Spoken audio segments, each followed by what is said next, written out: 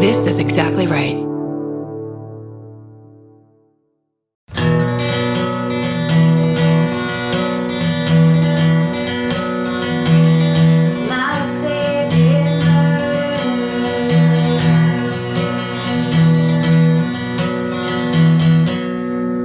Hello.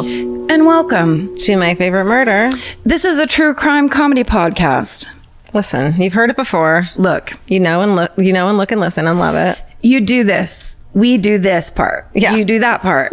It always starts the same, but with different words. But you always get confused every time. You must be reintroduced. You know, there's a lot of people in the podcasting game, they feel it's very important that at the top of your podcast, you establish what the name of your show is and what the theme of that show is also. Always. And that's Karen Kilgariff. And that's Georgia Hardstark. We never do that part. We forget that part. And that's why everybody thinks we're the other person. Exactly. But we're not.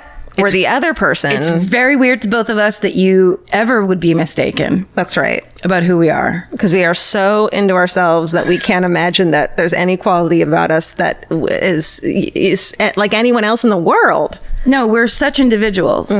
Truly, truly unique. I have a cat on my lap. Karen has coffee in her hand. Hacky almost of how truly individual we are. True. George is wearing a little sundress that I got her when I went to Kauai. That's right. At the Kauai drugstore. I love it. It's so comfortable. It looks like a real dress. It's exciting to give a gift someone actually uses. It's a secret, not real dress that I wear out in public, pretending to be an actually dressed person. Yeah. When really I'm wearing fucking pajamas. Yeah, you are. You know what I mean? I do. And I respect it. Thank you. Like I can't get to the pajama pant thing yet that I see other women doing that I'm like, that looks okay. I could do that. I can't do that yet. You mean when someone's standing at like the red box machine out in front of the grocery store and they're wearing pants that have like Christmas trees on them and you're like, those are pajamas. No, not so much that, because that's okay. You're at the red box machine, you're going directly home. It's the more like I'm at a cafe working and I have like there's a level of comfortable in your clothing that I just like that you can't wear in public to me. I don't know what you're talking about. Like you have to always be a little uncomfortable in clothes. That's why I change immediately when I get home. So, again, just don't know what you're saying. Have never, ever felt that way or dressed that way. I'm getting there, hence the stress. Join me in Slobland. Listen. You're married, girl. You have nothing. You have no skin in this fucking game. I'm the one that should be uncomfortable at all times. All I want is to burn every single bra. I've already gotten to no fucking underwire bras. It just doesn't exist in my life anymore. Ooh, I don't have a choice there. Right. Okay. Well, like I do. So like, why am I still fucking wearing wires? Yeah, fuck that shit. Dude. Get rid. 100%. And with this dress, which is like got the scrunchy top up top, you know, so like you can't tell. It does the work for you. Yeah. And then it has these little bows up top. So like I can't even wear a bra. It'll show. It's summertime. We all have to go braless. This is a nightgown that should say like something like a funny like quote on the front that I just wear around the house. How about fuck you, I'm married? That would be fun. Okay, immediately our new fucking t-shirt.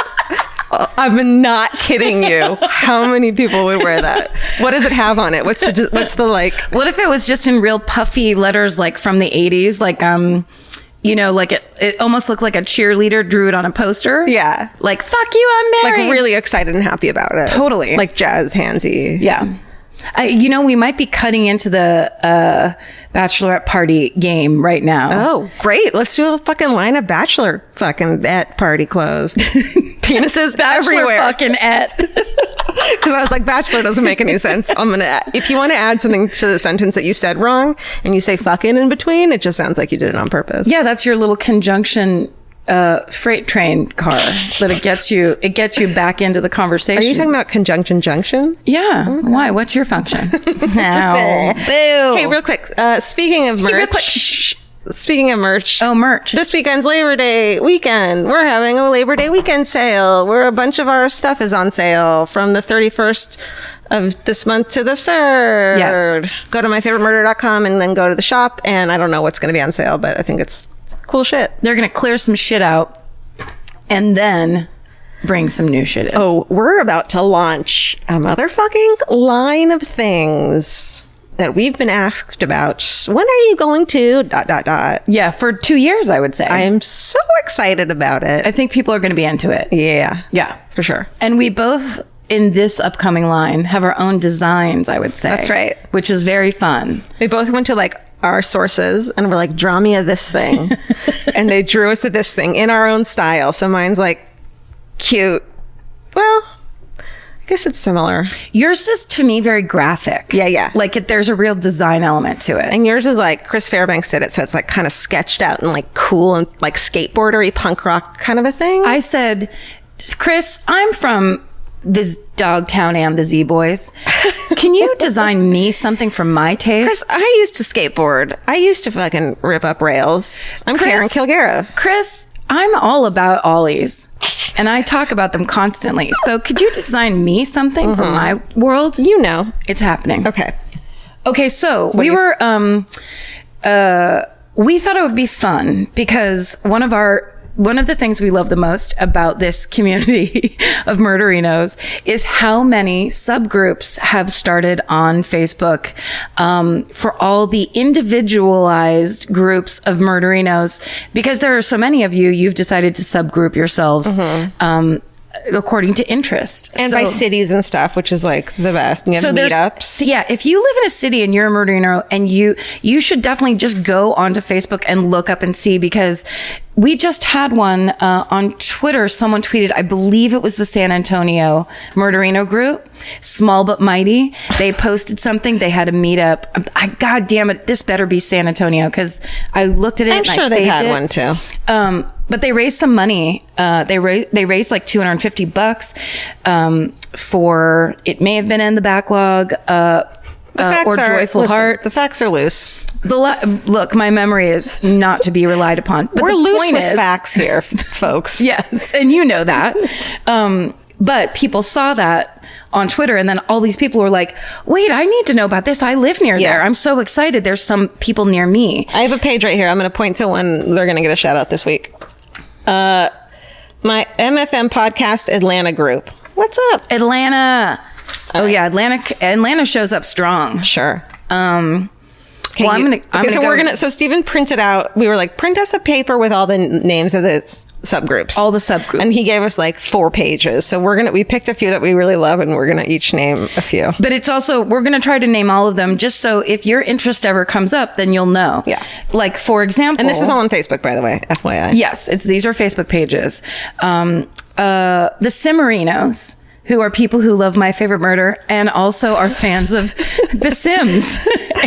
And they created a beautiful rendering of us. 3 Sims characters in the visage of Karen, Steven, and Georgia. And Elvis, Mimi, and Dottie, which I appreciate so much. I look like a character actor from the 30s who is 65 years old. Thanks for the face, whoever did that. Clearly not a fan of my work. I love my skirt.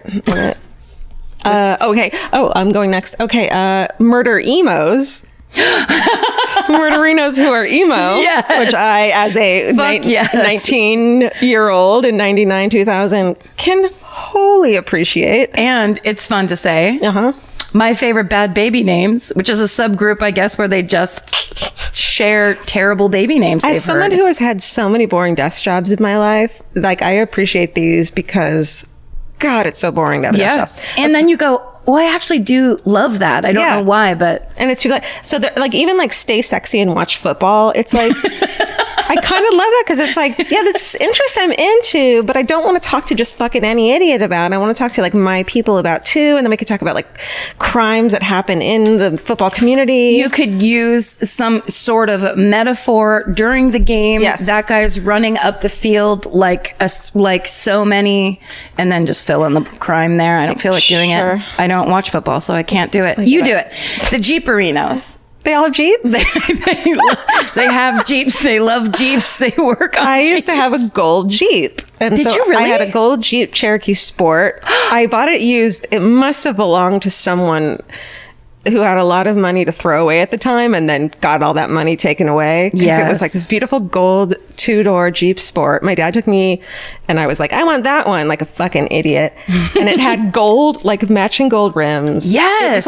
It was gold on gold. It was like my baby. I love it. Wait, was the year like 93, 92? I didn't drive until 97. So Whoa. that would be great if my dad had taken me to get our car when I was 12 years old. Oh, that's right.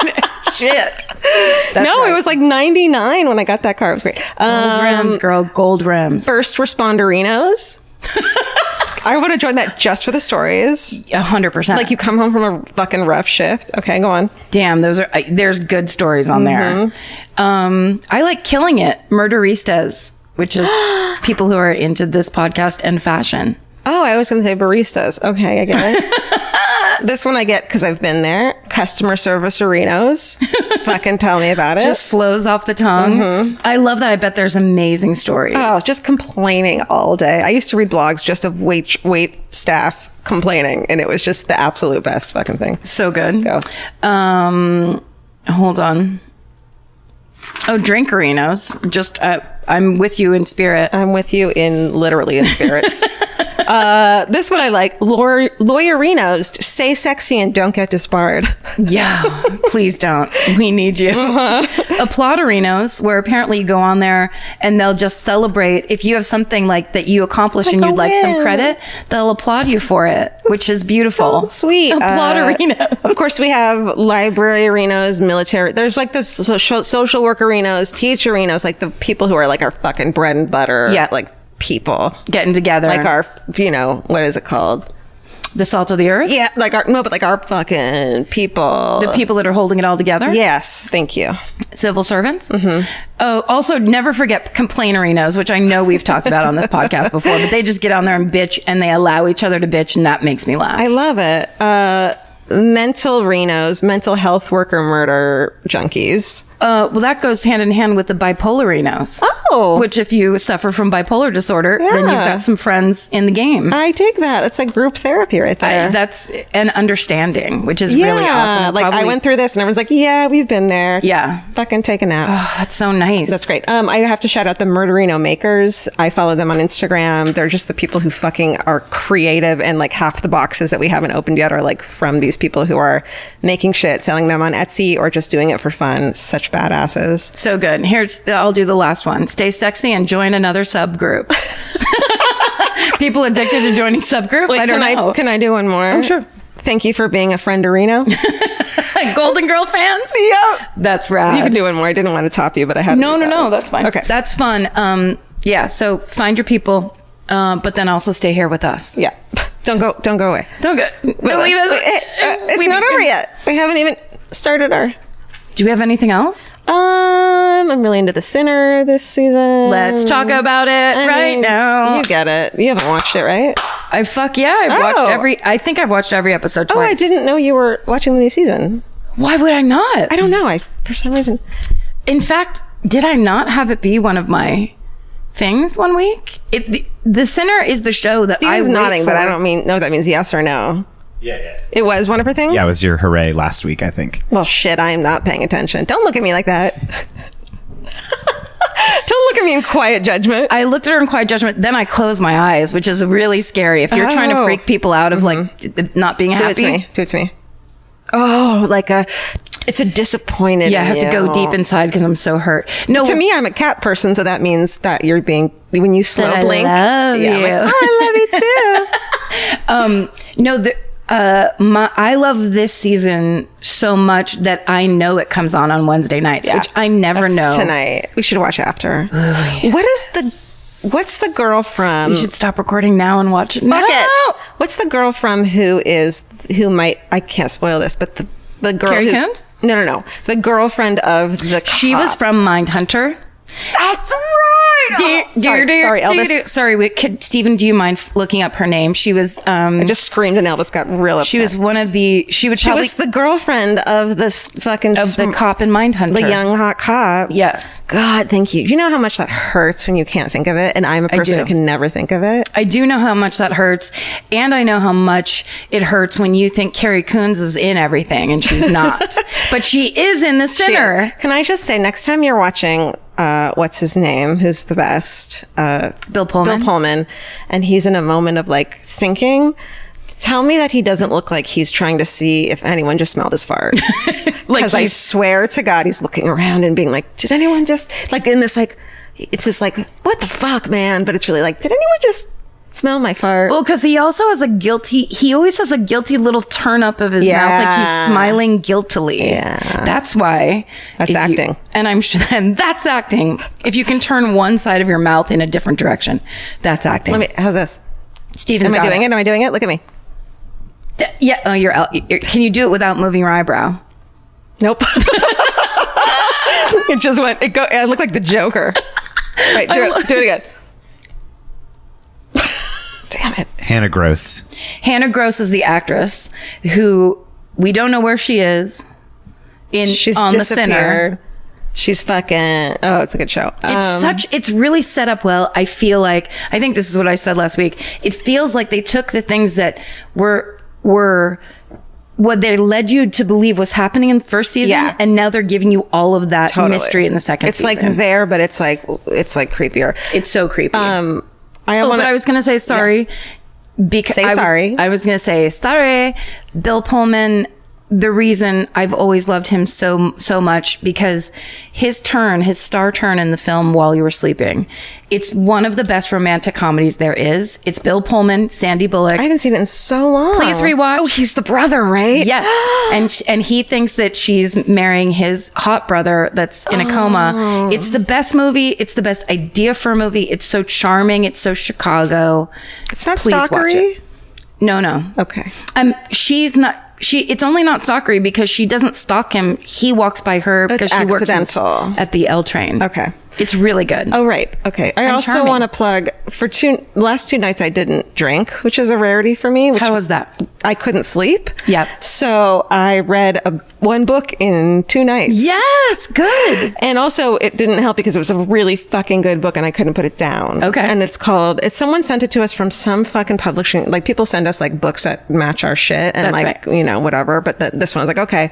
It's called The Innocent Wife by Amy Lloyd. Mm-hmm. It like won the first book that you ever wrote competition or some shit. It's like, it was her first book, this chick Amy Lloyd, and she won that competition. Yeah. And it's like, okay, it's like this chick falls in love.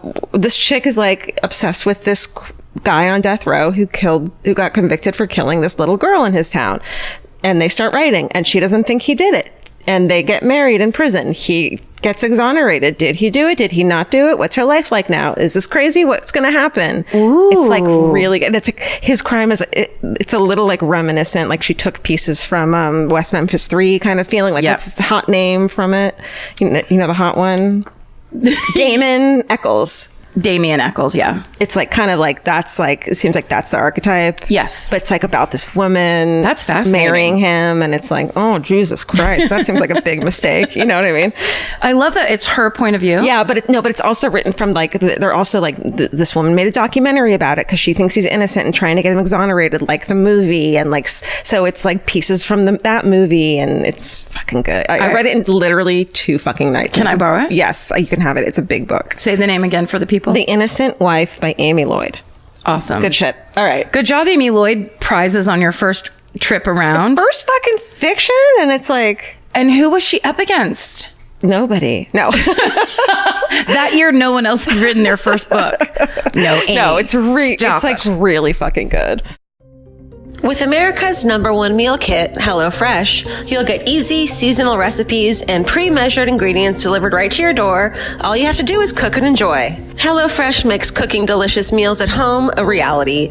From step-by-step recipes to pre-measured ingredients, you'll have everything you need to get a wow-worthy dinner on the table in about 30 minutes. Say goodbye to endless grocery store trips and takeout. HelloFresh has you covered. There's something for everyone, from family recipes to calorie smart and vegetarian, and fun menu series like Hall of Fame and craft burgers. HelloFresh has more 5-star recipes than any other meal kit, so you'll know you're getting something incredible. HelloFresh is flexible and it fits your lifestyle. Easily change your delivery days, food preferences, and skip a week whenever you need. Break out of your dinner rut and make deliciousness part of every week with HelloFresh. I love that even though HelloFresh is super easy and they make it really basic and like straightforward, you still feel like you're cooking this like incredible home cooked dinner. And that makes me feel good about myself. And that instead of just ordering takeout, I'm actually making something and preparing something at home. And that just, it feels good. So for $80 off your first month of HelloFresh, go to HelloFresh.com/murder80 and enter murder80. It's like receiving 8 meals for free only at HelloFresh.com/murder80, promo code murder80. Go buy. You're first. Is it me? All right. Good. I'm glad. I'm not mad. Too. But the only thing I am going to say, which I know is, well, first of all, I'm so angry right now because every time I print up my thing, I must have my printer set to something weird because I you have to put in the page numbers so that you don't lose track of your pages as you read these dumb things. I'm saying you, I mean us. I mean me. And the last couple times I've printed things, the page numbers simply aren't there. Simply as if I'm going to say formatting. It's a formatting issue. It's an insert issue. Listen, as we told you, we're fast and furious with facts and professionalism and fucking nightshirts. Yeah. But not pajama pants. What's the shirt saying again?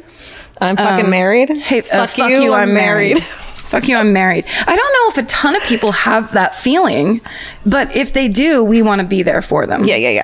100%. Okay. Well, I get it. Let's just go, and then if these are out of order, we'll just have to play by. Great. Then the story's gonna get weird. I just almost called Steven Elvis. Did you hear me go, Elvis? Record Steven, this you podcast. might have to edit around this. I'm used to it. You might have to like take pieces of this and put it in the right order. Elvis. Okay.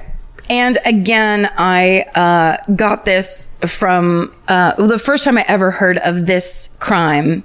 It was an episode of Criminal. I'm Phoebe Judge and this is Criminal. You're just fucking criminaling it up. Well, you know, when you go on a road trip, especially a show like Criminal, there's so many good ones that I was just keeping a Post-it note of like, look this up later. Yeah. Whoa. Who was that? That's Mimi. Okay. She likes to yell it out sometimes. Okay, Mimi. All right. I listened to it on Criminal, but then I watched a woman who is a professor and an author named Paula Uroburo. That can't be right. I think it is. Okay. She wrote a book called American Eve, The Birth of the It Girl and the Crime of the Century. And she then, when I went back to re-listen to that episode of Criminal to get the facts, she's the expert on that episode. Well, what do you know? So it's all the same. I mean, she's the expert on this crime and what have you. So this is the case of the original It Girl, Evelyn Nesbit, and the murder of Stanford White. Yes. This is fucking the craziest story and old. Classic. Which I love. Okay, so I'll just do it as quickly as I can, and then I'm going to get out of here. Just kidding. You got places to be? And then you can do whatever you want. I'm going to fucking head out. She's going to go watch The Sinner while I finish up. While I do my murder. I have to meet Bill Pullman downstairs, if you don't mind. Okay, so this woman, Evelyn Nesbit, was born, actually Florence Evelyn Nesbit, in Tarentum, Pennsylvania. Just let us know how I fucked that up. You will. On Christmas Day, 1884, although people aren't sure if that was the year because her mother faked her age to make her seem older for the labor laws. Oh, that's a first. Yeah. So she might actually be younger than that. She was declared the most beautiful baby ever to have been born in that county. Doubt it. So doubt it, and also probably not that hard. Yeah, I mean, back then, Yeah, babies were fucking... they were all splotchy and Yeah, shit. you So know. if you just had one that was like kind of okay in the face, they'd be like, unbelievable. Put her up on the pedestal. They literally had a pedestal in the middle of town. Yep. Okay, so everything was fine. Her father was a lawyer. Her mother was a housekeeper. And then he has a heart attack when she's 11 years old and leaves the family high and dry. So it, Dies or just leaves the family? Oh, he dies. back then, if you had a heart attack, you were immediately dead. There was no looking back. Got it. He did- So yeah, he dies. Okay. So her mother's name is Evelyn. So in the beginning of the story, Evelyn's name is Florence and her mother's name's Evelyn. But I'm just going to switch that because she's mostly known as Evelyn and it's a hard adjustment. So basically, Evelyn, she was a seamstress and she was a dressmaker, but she mostly was a housekeeper or a homemaker, I should say. And so they were basically had to rely on the kindness of their family and friends. So they stayed with relatives for a while and they kind of tried to keep it together. And eventually people got like a pool of money together and gave it to the family. A Kickstarter. Like they go-funded the shit out of this family at the turn of the century. And that enabled them to buy their own boarding house. Damn. I don't know if that would be the move I would make because Mrs. Nesbitt was so timid that she was uncomfortable collecting the rent from the people who stayed there every month or every week. It's like your one most important job. It's pretty much it besides providing rooms. Yeah. So she would make her daughter go, because her daughter was so beautiful and charming, sure. that she would make the 12-year-old go collect the rent from people who didn't want to give it to them. Okay. The whole thing seems not super great for a child. So basically that business ends up failing. They moved to Philadelphia in 1898 because they were from a small town outside of Philly. So they move into the city in 1898 and Mrs. Nesbitt gets a job at Wanamaker's department store, which sounds like the name of a department store out of a movie. Totally. She's a sales clerk. She also gets her two children, 14-year-old Evelyn and 12-year-old Howard, full-time jobs at this department store. Great. So everybody, make a living, fuckers. Yeah. All y'all, you got to pull down some cash for the fam. Molly. So one day there's an artist that's at the store and she sees Evelyn and she thinks she's the most beautiful young girl she's ever seen. And she asks Mrs. Nesbitt, can she sit and pose for me for a portrait? Mrs. Nesbitt's like, sure. And so Evelyn does that and gets paid $1 to sit for 5 hours for this artist. Hard pass. But back then that was $8 million. Yeah. So it turns out great, and that artist ends up recommending Evelyn as a model to her other artist friends. So then Evelyn starts getting modeling work regularly. Mrs. Nesbitt doesn't like it. It's a world that she doesn't think her young daughter should be involved in. Sitting for 5 fucking hours straight? Yeah, with a bunch of like bohemian red wine drinkers who were like, let's all be free. But the family obviously needs the extra money. Evelyn loves doing it. She begs her mother to let her keep doing it. And she starts making so much money, she gets to quit her job at Wanamaker's and she becomes the primary breadwinner of the family. Damn. So somewhere when all this starts heating up, Mrs. Nesbitt decides she's going to move to New York. She got a line on a good job where she might be able to be a seamstress for somebody or a dressmaker.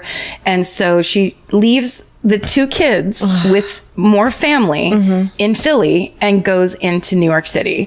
But she doesn't get a job there because she's not as good as she thinks she is, and everyone in New York is better than you at everything. We should all just accept that right now. If you're going to move there, prepare to suck for like 7 years.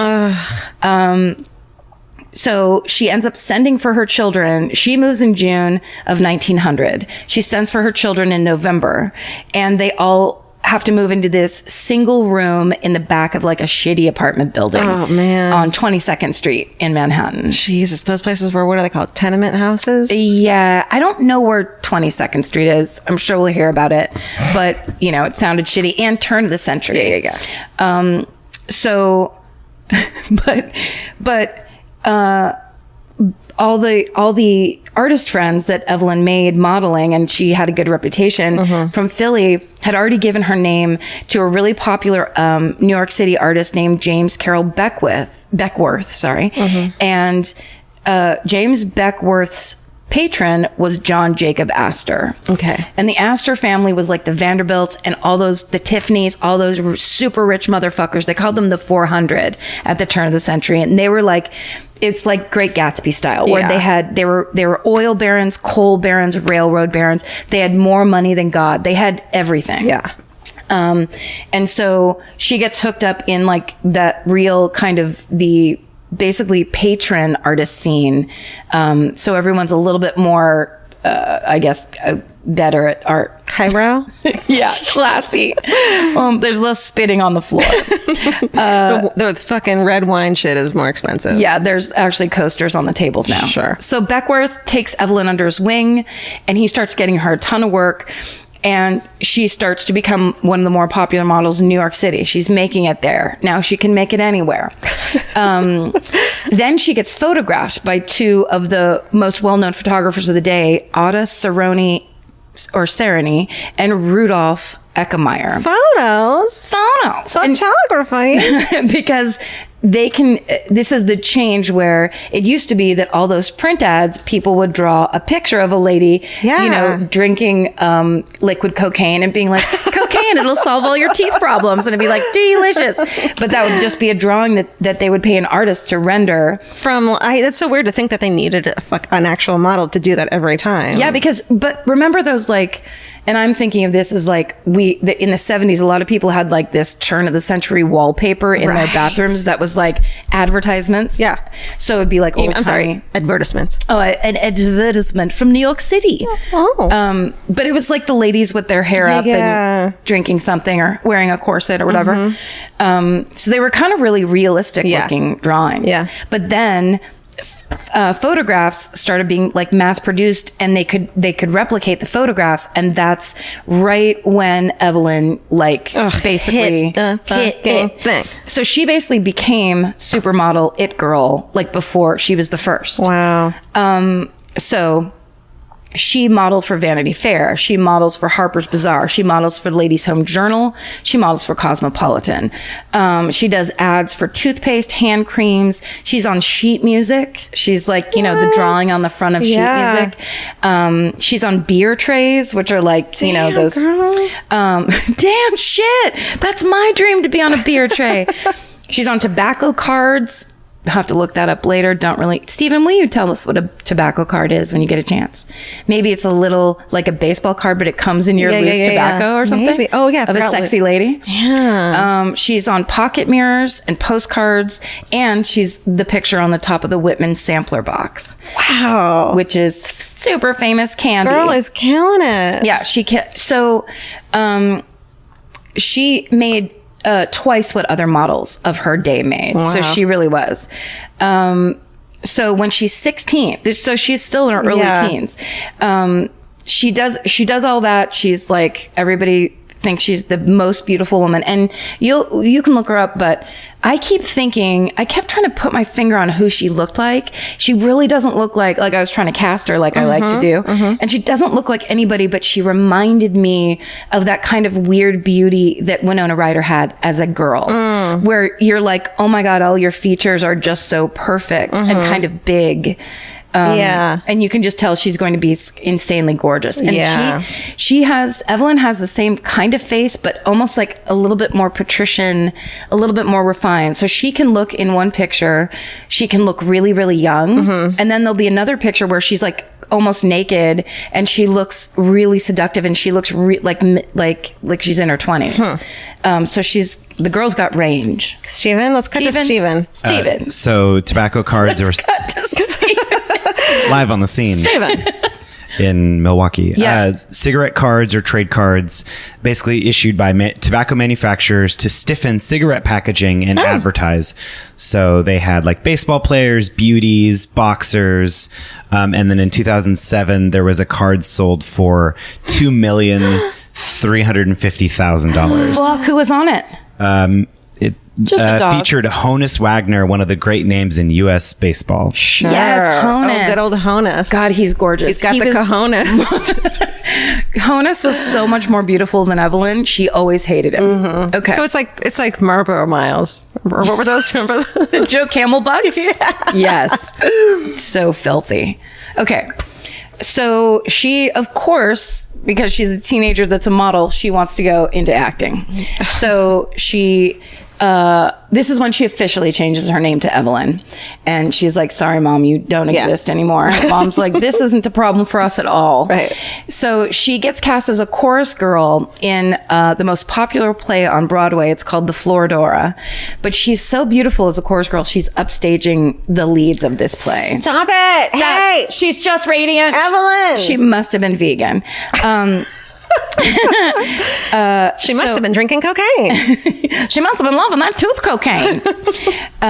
So a man named Stanford White, he goes to see the show 40 times. Jesus. And calm he's down, dude. Obsessed with Evelyn, and he's quite the expert on chorus girls. Great. Stanford White, he's the most popular and prominent architect and designer in New York City at the turn of the century. He designed... now Phoebe, our hero Phoebe Judge says that he designed the original Madison Square Garden. Wow. But then I read on Wikipedia he designed the second version of the Madison Square Garden because there was like one and they knocked it down. Are you going to believe Phoebe Judge or are you going to believe Wicca fucking Pedia? Wicca fucking yeah, I don't. I love them both so much. I don't know who to choose. They've both done so much for us. They have. But here's what I will say. At this time, the Madison Square Garden that was there, that this guy built, whether it was the first, whether it was the 30th. Yeah, who cares? He's the one that put up the big screens in Madison Square Garden.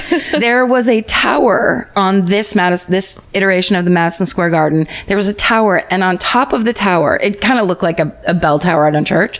On the top of this tower, there was an 8-foot statue of Diana, and she's like doing some archery. She's got a bow and arrow, and there's a long, beautiful, long, like it looks like a piece of material that's just kind of flowing out behind her. But other than that, she's totally naked.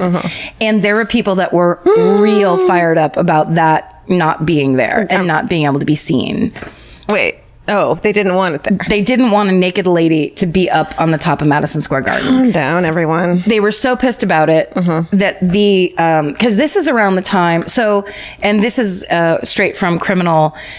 In the Civil War, there was so much pornography left over from the Civil War that all those soldiers were like, "Can you please send me some boobs, please? Yeah. This is the worst situation. Yeah. And I need to look at some ladies' parts." There was so much of it that it like littered the streets after this Civil War Sounds ended. like Las Vegas right now. Exactly. So they did in 1873, they passed something called the Comstock Act, which prohibited obscene material from being sent through the mail. So people couldn't have that anymore. Yeah. But artists got around and like they basically just made everybody like a Greek from Greek myth. It's not pornography, it's art. It's Diana. It's Lady Diana. Yeah, exactly. So and you know, when you see this statue, it's gorgeous. I mean, and it's in some museum somewhere so you can see it, but it really is beautiful. But there was this after the Comstock Act, there was this kind of like push in Manhattan to like clean up the city of vice. And so at one point they had that statue of Diana covered like so that she was wearing this big was it a nightshirt thing? Yes, it was pajama bottoms with Christmas trees on them. She's standing in front of her Redbox machine. They took the bow and arrow out of her hand and put a DVD in it.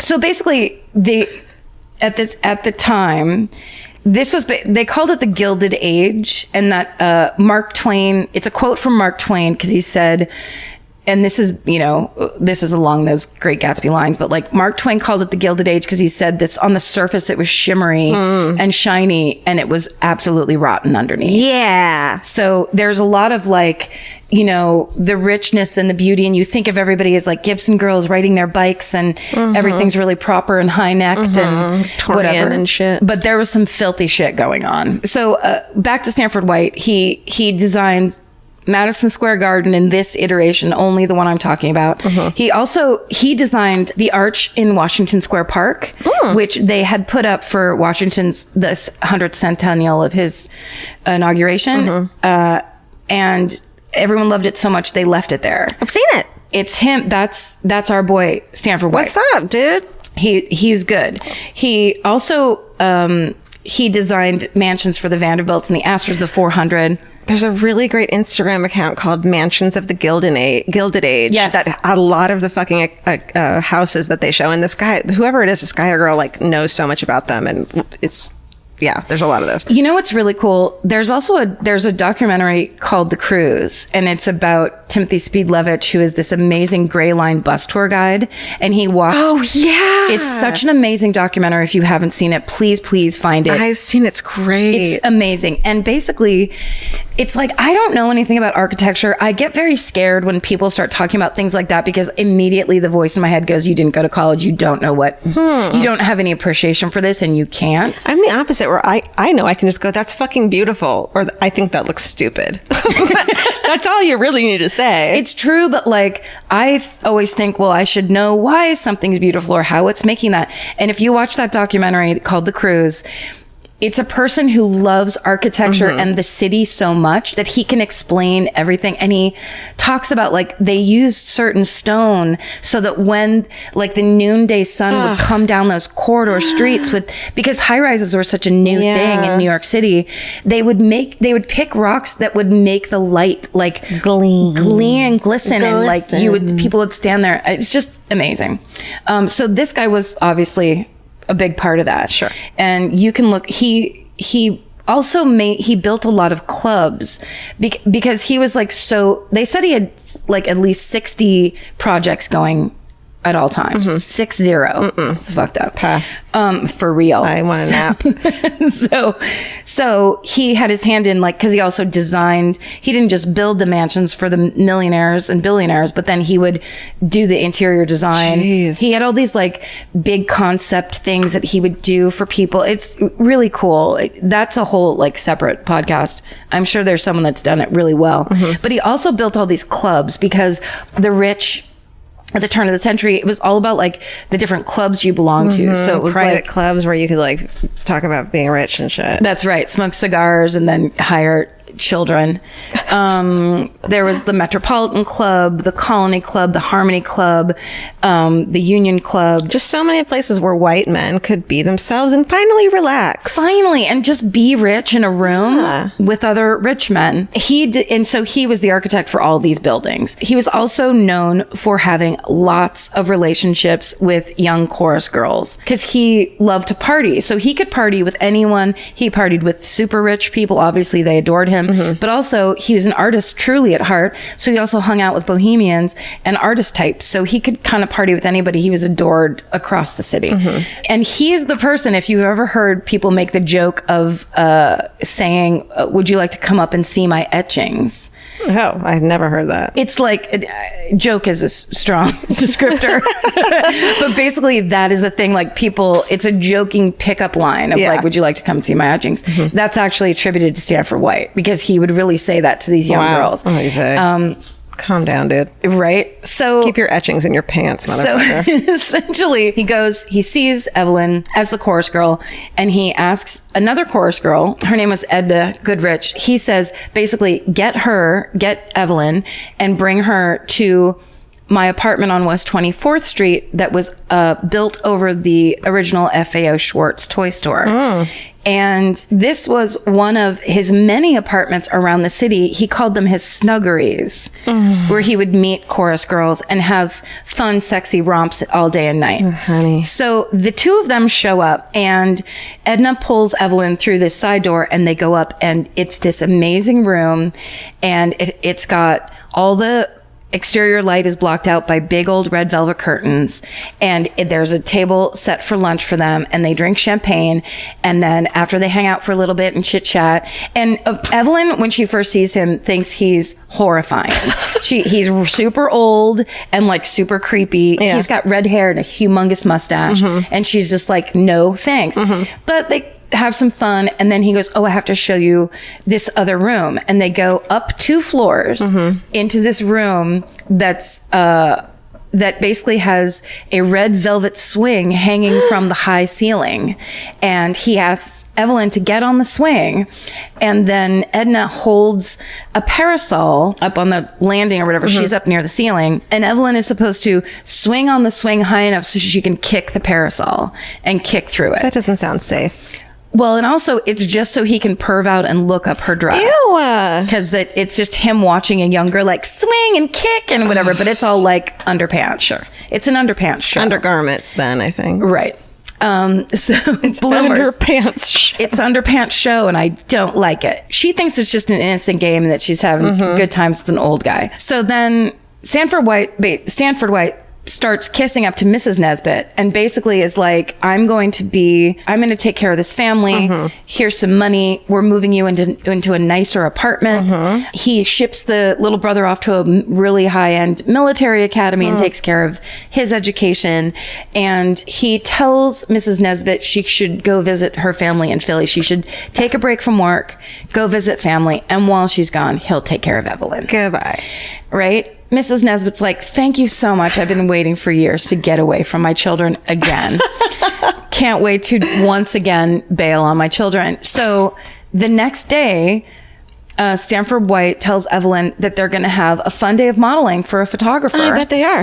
He's got a bearskin rug. You can see these pictures. And this is in the YouTube video that I watched of the woman, Paula Uruburu. Who wrote American Eve, and she has these amazing pictures. He has a polar bear skin rug. It's a white bear with the head, and it became a really famous postcard of Evelyn in a kimono asleep on this rug. Passed out. Well, yeah. Drugged. It's essentially, I mean, she's out like a light, and it's just basically a picture of a girl sleeping on a bearskin rug. Cute. It's like the original Annie, those photos from the 90s. With the babies and the fucking what are the Annie? What are those? Like a baby with a piece of cabbage on top of it. Yeah. What are the Steven knows? Oh, Annie. Come on, Shit. Friends. No, I know exactly Friends what and you're talking family. about. If I get it, Annie. Everyone's screaming at home. And Gettys.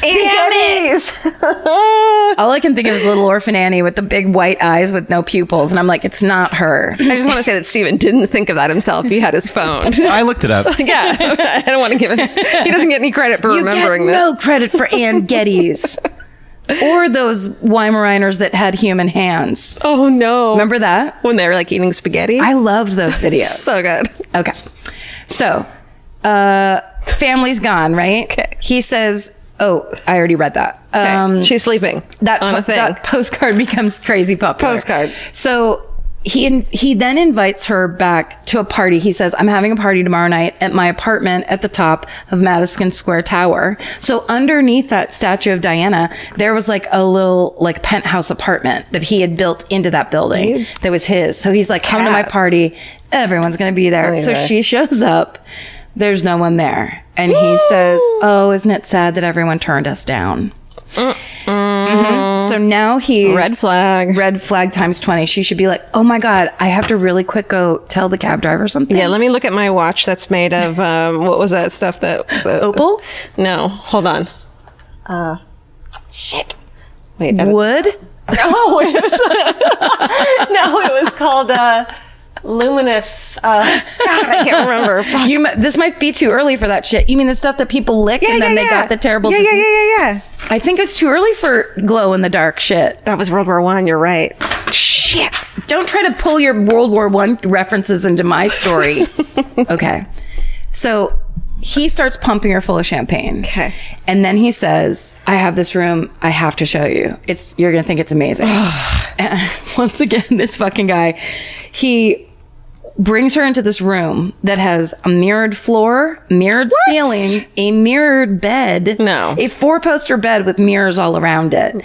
And Evelyn says in her autobiography that basically she looked at all of that and that's the last thing she remembered. And she woke up naked next to him in that bed the next morning. She sees her reflection in the overhead mirror and she screams. Ew. What a creep. Super creep. So essentially from that day forward, she becomes Stanford White's mistress. No. But she's 16 years old. He's 48, I think. It's not a fucking love match in any way. And they said in that episode of Criminal, they said at the time, the only way to prove rape was if there was evidence that you fought back. That was the only way. And then after basically this era in time, that's when they put in the statutory rape laws. Okay. But, you know, before then it was every man for himself. Jesus. Every woman for herself. Right. And okay. So then he says, basically, I'm going to get you connected with even higher classes of artists. And that's when in 1905, Evelyn poses for Charles Dana Gibson. And he is the artist who basically invented the Gibson girl. And the Gibson girl is basically, if you've ever been to the ice cream store at Disneyland, the wallpaper is Gibson girls. It's the really beautiful woman. And he basically drew, it was at the time like the ideal modern woman. So she was usually like a socialite of some kind. She was usually statuesque, healthy looking, riding a bike, doing things of the day, whatever was popular, playing tennis or something. And she, basically it was just kind of the representative of like, this is the ideal woman. Yeah. The like what you should strive to be. Right. So he draws Evelyn, and he draws her in a portrait that he ends up calling the Eternal Question. And that's because Freud, there's a famous quote that Freud said, the eternal question is, what does a woman want? And so it's this really beautiful, profile picture of Evelyn, and her hair is partly up, but then it's also partly down. And only young women wore their hair down. And then when you were older, married or mature, you wore your hair up. And so she was kind of like this half and half. She looked young, not yet a girl, but not yet a woman. And it is that kind of thing of like, what does this modern woman want? Because they're changing so quickly. It was on the cover of Collier's magazine. And basically that it was the picture that Coca-Cola ended up using in their ad. Yes, I totally can see it in my head. Yeah, you've seen her. Yeah. And so it branded her as the it girl and the face of the Gilded Age. Wow. So then she turns 17 and she starts noticing that Stanford White is paying attention to younger chorus girls. So she's aged out of his bracket. He's 3 times older than her, and she's still like, oh no, I'm losing my boyfriend. Because by this point, she's kind of in it. She basically just is, it's whoever is there, kind of like caretaking. Yeah. And if they're millionaires, and she's relying on them. Yeah. And relying on them for her career as well. Totally.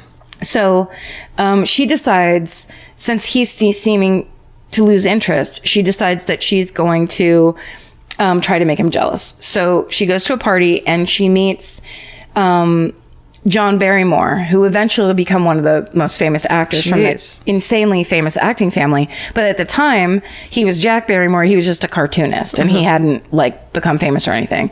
But they hit it off. At this party, and she's like, oh, this will be good because then I'll make him jealous and then I'll be good. But she also liked him. He asked for her number and writes it on. She's like, it's 3. Because back then. It's Butterfield 35000. When he writes her number down, he writes it on his cuff of his shirt. Cute. And then it's on. Yeah. I know, I really like that. They have a month-long affair. He proposes, she turns him down under pressure from Stanford White and her mother. So like he comes in and says, no, you shouldn't get married. No. But he's also ignoring her. Yeah. then he basically, when they realize that she's started to do stuff like that, they arrange to have her sent to an all-girls boarding school in New Jersey that's run by Matilda DeMille, who's Cecil B. DeMille's mother. Whoa. Yeah. And I'm sure It goes all the way to the top. and it always comes back to liberal Hollywood. But at that point, I bet you, Evelyn, was like, it'd be nice to go to school. I'm 16. I wonder, or are you like, you want to send me to fucking school now after all I've been through? Like, can you imagine going to hang out with like other girls your age and you're like, what am I supposed to fucking talk to these girls about? Yeah, that's right. Have you guys been in a mirrored room? It's really scary. Okay, so before she gets shipped away, she is currently in a Broadway play called The Wild Rose. And in the front row every single night is a new admirer. Uh-oh. Uh-huh. And he is a mysterious man called Mr. Monroe. He starts sending Evelyn flowers, stockings. He one time sends her a piano. Jesus. She sends it all back. One time he sent flowers, roses with a $50 bill wrapped around the base, and the mom kept the $50 bill and then sent the flowers back. Damn. But she basically, in the almost exact same way Stanford White did it, he gets another chorus girl to get Evelyn to come to lunch with them, and basically says, I'm the one that's been sending you all this stuff, and I'm this huge fan. And he kisses the hem of her garment and like declares this love. And she's, once again, it's an old guy. He's twice as old as her this time. And she's like not into it. And mostly because he is the eccentric millionaire Harry K. Thaw. So basically Harry K. Thaw is from I believe it was a coal and railroad baron millionaire family. He was from Pittsburgh. He was set to inherit a $40 million fortune. Well, I thought a millionaire. Shut up. Go on. Just if you could see the pride in Georgia's face when she thinks of these things. I thought. Get it? Because his name is Thaw. No, I got it. I mean, great job. He gets kicked out of Harvard. He gets kicked out of law school. He does the kind of stuff around town. So he's basically the Philadelphia millionaire that's trying to make it in New York City, and everyone's like, okay, crazy. So he rides a horse up onto the steps of the Union Club. He's lighting his cigars with $100 bills. Oh, he sounds like a douche. Yeah, he's douching it up. And Stanford White's like, no. So Stanford White won't let him in any club. Good. There's like kind of a direct link of like, Stanford White's on the way inside of New York society. And this guy's trying to get in, and everyone's like, have you met that crazy guy from Pittsburgh? Yeah. He's a huge nerd. Evelyn still goes away to boarding school.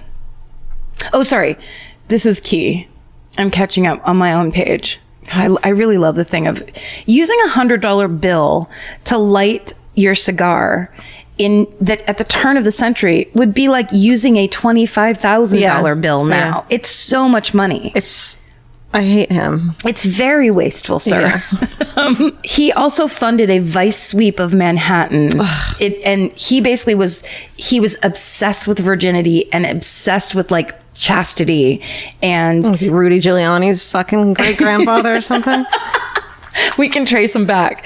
And he was basically paid for the coalition that ended up getting that Diana statue covered. It was his crazy money behind it. And meanwhile, he's sending a fucking 17-year-old pianos and shit. Well, okay. And then some. And then. Because, get ready. I'm ready. Give it to me. So she just thinks he's creepy and weird, and she goes off to the all-girls school in New Jersey.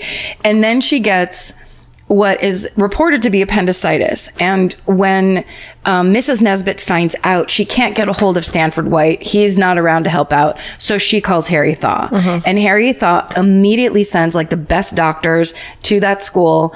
The story is that she was given the appendicitis like in a classroom on a desk. But then there's rumors and innuendo that it was not appendicitis, it was an abortion. From her affair with Jack Barrymore, but both Evelyn and Jack Barrymore absolutely denied that was true. Well, of course they did. So either way, Harry Thaw comes out as this white knight, and he saved the day. And Mrs. Nesbitt thinks he's great.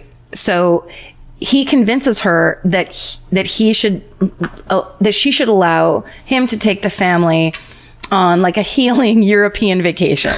And she's like, that sounds great. We barely know you. Let's do this thing. But instead of the rest and relaxation that he promised on this trip, he packs the itinerary and he absolutely just exhausts Mrs. Nesbitt. So she's like, I'm 30. I'm too old to do this stuff. Right? My lungs are filled with coal dust.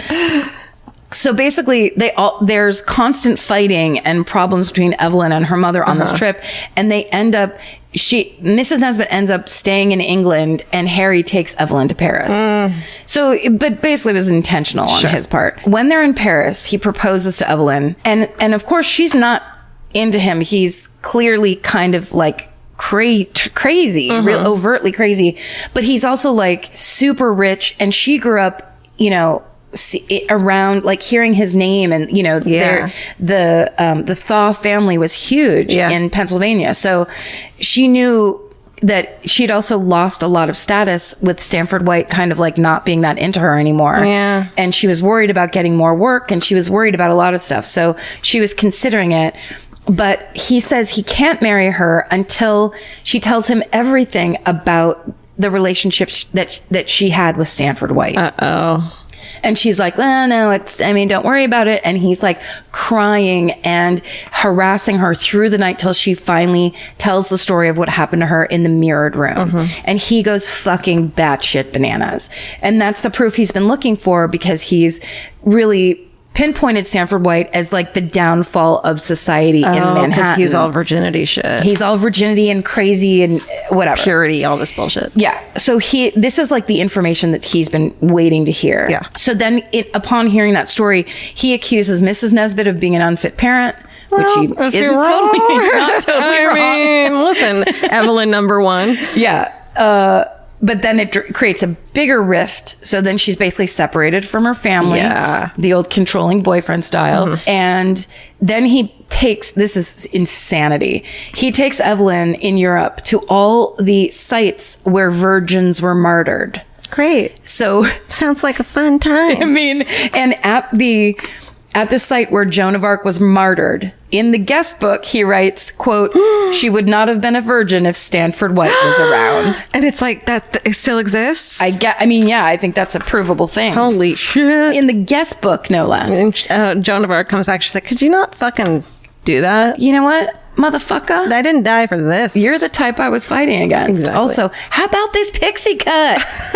I love the movie Joan of Arc, starring Mila Jovovich, because that pixie cut, no one can wear that pixie cut but Mila Jovovich. So good. So proud of her. So then at their last stop, it gets worse, always. At their last stop at a castle in Austria called Katzenstein Castle, there are 3 staff members, and he makes them go stay at one end of the castle, and he holds Evelyn prisoner at the other side. Cool. I'm with you so far. He ties her up, beats her with a whip, and sexually assaults her for 2 weeks. Wait, where'd this come from? I thought we were just being tourists. Nope. He has some issues with whipping, tying up, and beating people. I'm sorry, Mr. fucking Purity. Yes, this is what I'm talking about. There's always, when you have those people that are like, well, you need to do this and that. It's like, really? How come, sir? And that really applies to everything all the time. 100%. Don't be passionate about anything or you seem like a fucking liar. What's my point is a good question to ask every once in a while. Yeah. What am I talking about? Right. So basically, horrible. It's exposed to her that he's basically an intense sexual abuser, and this is like what sex means to him. Ew. But then of course on their trip home he's incredibly apologetic and weepy and please forgive me and all this stuff. Now this is the point where Mrs. Nesbitt gets remarried and is just completely estranged, and Evelyn knows she has nothing to go back to, so she ends up on April 4th 1905 Evelyn Nesbitt marries Harry Thaw, and he picks out her wedding dress, a black traveling suit with brown trim. Sounds so fun. Handsome. Goth. And his mother, he was a huge mama's boy, and his mother is insanely controlling of his life. And of course, she did not approve of a chorus girl. That was like, to those super rich people. Sorry, you're a famous model. Yeah, not good enough. No. She actually had a calendar come out around the same time, and she's basically nude, but she's got like flowers on her shoulder. It's very beautiful and tasteful. But of course, at the time, it was Scandal. insane. Mother Thaw tried to go out and buy up all those calendars so no one would see them. Yeah. Or was she really into it? Just wanted to wallpaper her wall. She has secrets too. They move into Mother Thaw's mansion in Lyndhurst, Pennsylvania. Great. And Evelyn is now cut off from the outside world. Mama Thaw, Harry is his mother's lapdog, essentially.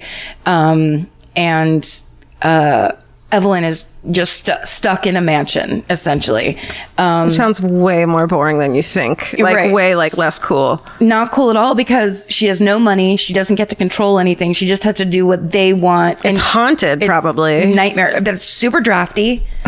And she's just wearing that black fucking suit.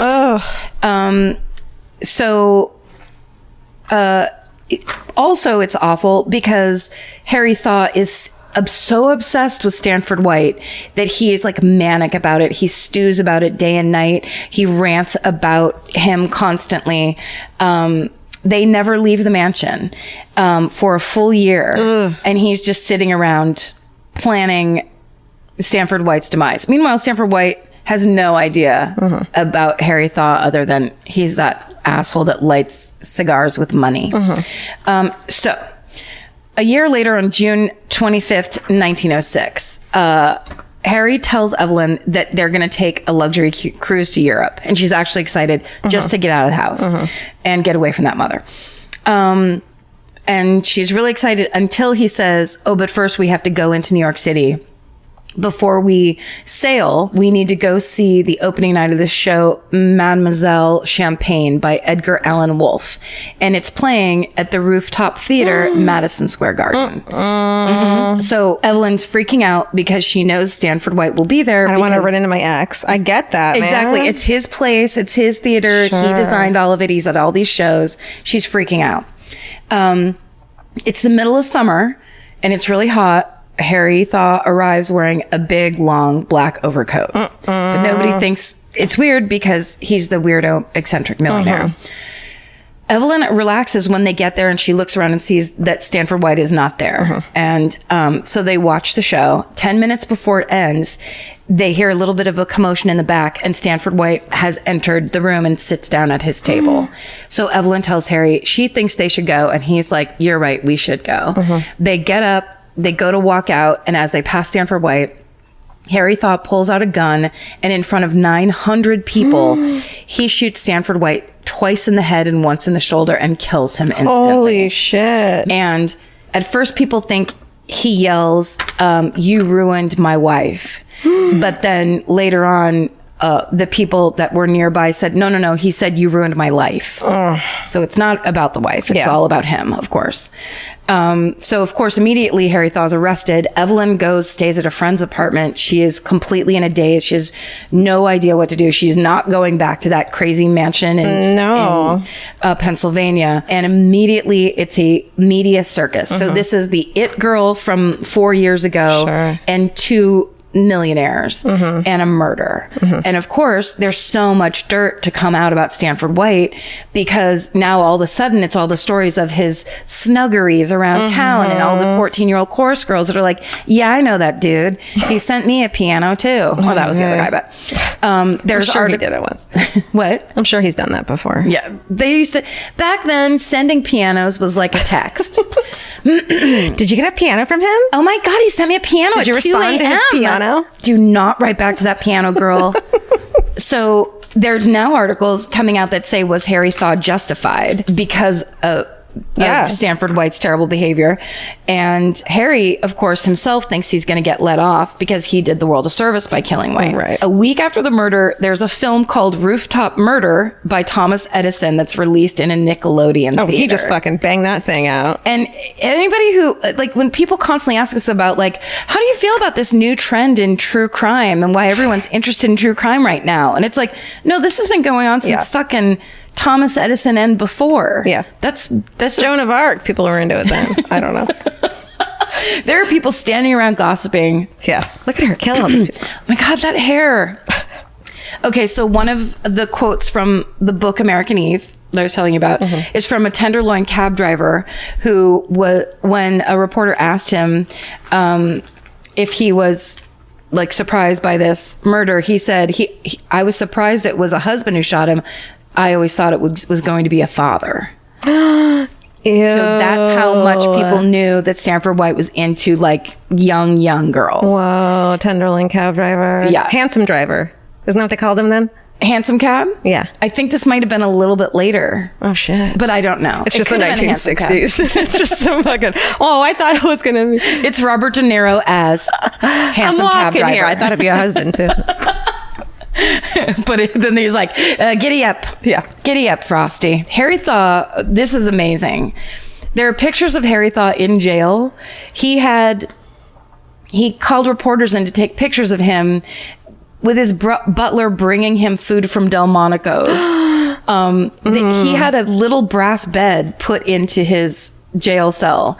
So there's this picture of him sitting next to a brass bed with all these nice clothes folded over it. And he's eating what looks like it's a room service tray. Is he eating aspic? Yes, he's having some nice aspic. Snails and aspic? And a cling peach for dessert. But the lawyers are like, could you not do that? Yeah. That's because he's like, I think it'll stir up sympathy. Them seeing me trying to live my life in the jail cell. Oh, honey. They're like, don't do that anymore. Yeah. He gets his doctor to convince authorities that he needs to drink 1 bottle of champagne a day. Me too. Hi. Same. Dr. Wilson. Okay, so the defense tells Evelyn that she has to play the grieving widow on the stand and testify about what Stanford White did to her to justify that Harry murdered him and save him from the electric chair. And it's rumored that she was paid somewhere between $25,000 and $100,000 to do that. Jesus.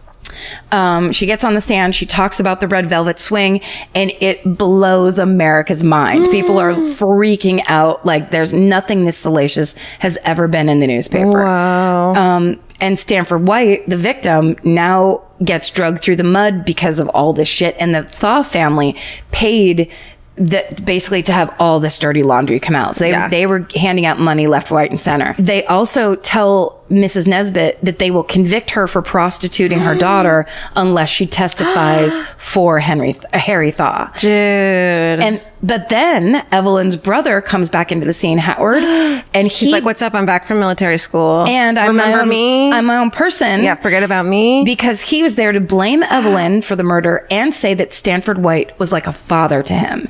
And blame Evelyn, the daughter, or the mother? The daughter. Basically to blame her for her husband killing Stanford White fault. And saying, I love Stanford White like he was my father. So yeah, brother, because he didn't fucking drug and rape you. Sorry, that's right. And yeah, he was gone. He was benefiting from from money. He benefited purely just got the shit. Look, this is typical this guy behavior. But it turns into such a circus that this becomes the first jury in America that's sequestered. Whoa. For this case. They're like, shush. Zip it, everybody. Yeah. That judge was like, I'm going to make up a thing. Yeah. You guys all have to stay at a hotel. They're like, hey, what's a good word for it? It's called sequestered. It's called sequestered. The Thaw family. So this trial, Harry's lawyers say that he should plead insanity, but Mrs.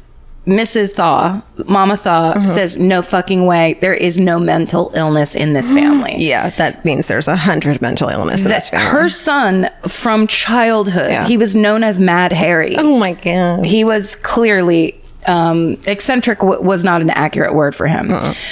So this trial ends up ending in a hung jury. And after that is over, the Thaw family has a movie made called The Unwritten Law, and it shows Harry being found innocent and then freed while angels sing in the background. Because that's what happened. Because just get that propaganda out there. Basically a documentary. At the second trial, Harry's acquitted by reason of insanity. He's sent to an asylum upstate. Evelyn's not going to get any of the money. She doesn't get shit because Mother Thaw is in charge, and she blames Evelyn for his downfall. Harry files for divorce when he's upstate in the asylum. He escapes the asylum. He goes to Canada. He does what he wants for a while, just chills. He's eventually brought back. He's and then released and declared sane in 1915. But within a matter of years after that, like basically everybody going, he's fine now, that was just a one-off. Harry Thaw is arrested because a young boy is found in a daze after jumping out of Harry Thaw's hotel room window where he was holding that boy against his will and whipping him. Yes. And so then it turns out, everyone starts to find out that Harry Thaw used to use the name Mr. Monroe when he was like people's secret admirers because he had this whole scam where he would solicit young actresses to sign up for training courses in New York City. And then he would get them in a room, beat them with whips, scald them with burning water. Oh my God. But he was a millionaire, so nobody ever talked about it and nobody gave a shit. And they just all like went away like abused and like freaked out. Holy so shit. he was like a masochist from day one. And like that's what I love. It's that shit is always underneath those people that are like, clean up this city. We can't have a statue of a naked lady. Giuliani, we're on to you. Easy. Oh, sorry. Allegedly. Allegedly, we're on to you. So after all of this, Evelyn goes into vaudeville for a little while. She ends up having a son named Russell. She claimed it was Harry Thaw's son. Some people argued that. She opened a speakeasy in the 1920s. She was an alcoholic. She's a morphine addict through the 1930s. She started doing burlesque for a little while. And this entire time, Harry Thaw surveilled her and watched her until 1926. Evelyn lost her job at the Moulin Rouge Cafe and tried to kill herself by drinking disinfectant.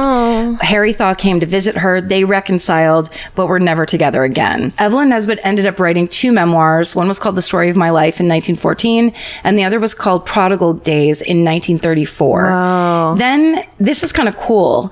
She has kind of a rebirth because during World War II, she taught ceramics in Los Angeles. So I think she moved to the West Coast and kind of started over. She became like a hippie. Yeah. And she was paid $10,000 as the technical director for a movie that they made in the 50s called The Girl in the Red Velvet Swing starring Joan Collins. Whoa. Yeah. So there was kind of this like a fictionalized movie, I believe, about her life that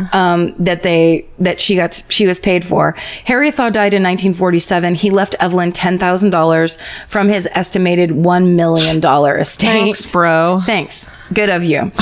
Evelyn died in Santa Monica nursing home on January 17th, 1967 at the age of 82. Oh, but she was so cool as an old lady. Yeah.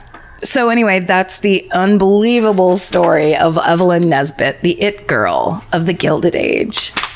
Karen, that was fucking excellent. Thank you. That was great. Thank you. And over to you. We're back. Okay. My co-host. Don't forget we have Stephen Man in the Street if we need him for any reason. Over in Memphis. Yes. You know. Walking the streets of Memphis. Live from Memphis. Yeah. Walking the streets. All right. Whew. Okay. Here's another long one. You and I picked. Okay. Good We ones. went long this week. Yeah. And we're going to now. Start your road trip now. Okay. This is truly one of my favorite ones I've Murders? ever done. Okay. Yeah, like truly one of my favorite murders I've ever researched. Did you know it when you started or as you went through? Okay, so I've known about this one for a while. It's an old episode. It was just a fucking 5-minute thing on Unsolved Mysteries originally. Ooh. Season 1, like Sure. original. So it's always been in the back of my mind of like this thing that happened. What a weird, curious thing. And it's been a bookmark on my I have the like murders to do bookmark, and it's just always been one. But I know it's a deep fucking dive, and it gets bigger and bigger the more you dive. For example, True Crime Garage did a four fucking episodes, like 4 parts. Shit. Of this that were like an hour long. Hi, each. True Crime Garage. Hi, True Crime Garage. It's funny. So it's like a big one. That's crazy. So I did my best to like get as much as I could in there. It also like as I love, it's a cold case and it goes to the fucking top. It goes to the top. You know what I mean? Yes. So this is The Boys on the Tracks. Oh shit! Yes. You know? Yep. I mean, I know, but I don't know. Dude, you don't. I didn't know. No, but if I had known, I might not have tried to do this because it's so hard. Here's what I know. Pretty much only what was on Unsolved Mysteries. And here's the thing: when they did the Unsolved Mysteries, they didn't know shit either. Right. The episode ends with them going, they thought they saw a guy in camo like walking around town that night. That's Right. it. Yeah. No, this goes to the FIFA King top. Buckle in, everybody. Buckle the fuck up, motherfuckers. Okay.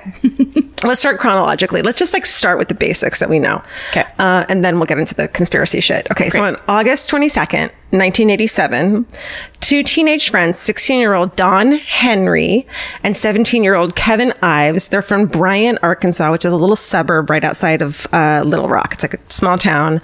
They're spending the weekend hanging out together. They've been friends for a little while. They're like, you know, normal teenage kids, popular boys. They're about to go into their senior year of high school. They're totally normal, like 1980s looking kids. They look like they'd be in heavy metal parking lot. Sure. You know what I mean? Like those Hair kids. parted up the middle. Yeah, like kind of feathered out a little bit, and like Yeah. maybe a little ducktail in the back. Just a tiny bit. I think late 80s that was starting to get. Yeah. You were either going to be metal or new wave. You had to Right. make Oh, they the were call. not going to be new wave at all. Like Never. these were going to be kids that were going, like they had their muscle cars that they loved. Yeah. They were going to be just like normal family men someday. Sure. And we'll put a photo of them up with the post. I mean, they're like cute kids. Right.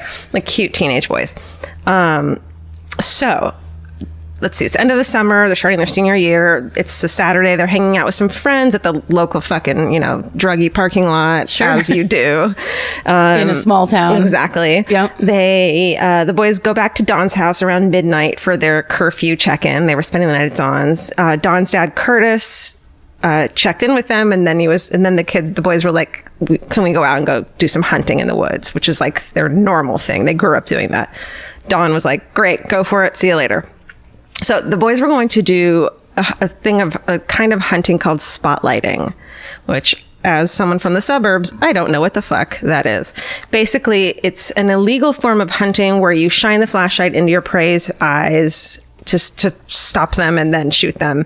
I guess it's illegal, but I heard that like with like sweet baby raccoons, it's not illegal. Please don't shoot raccoons. Okay.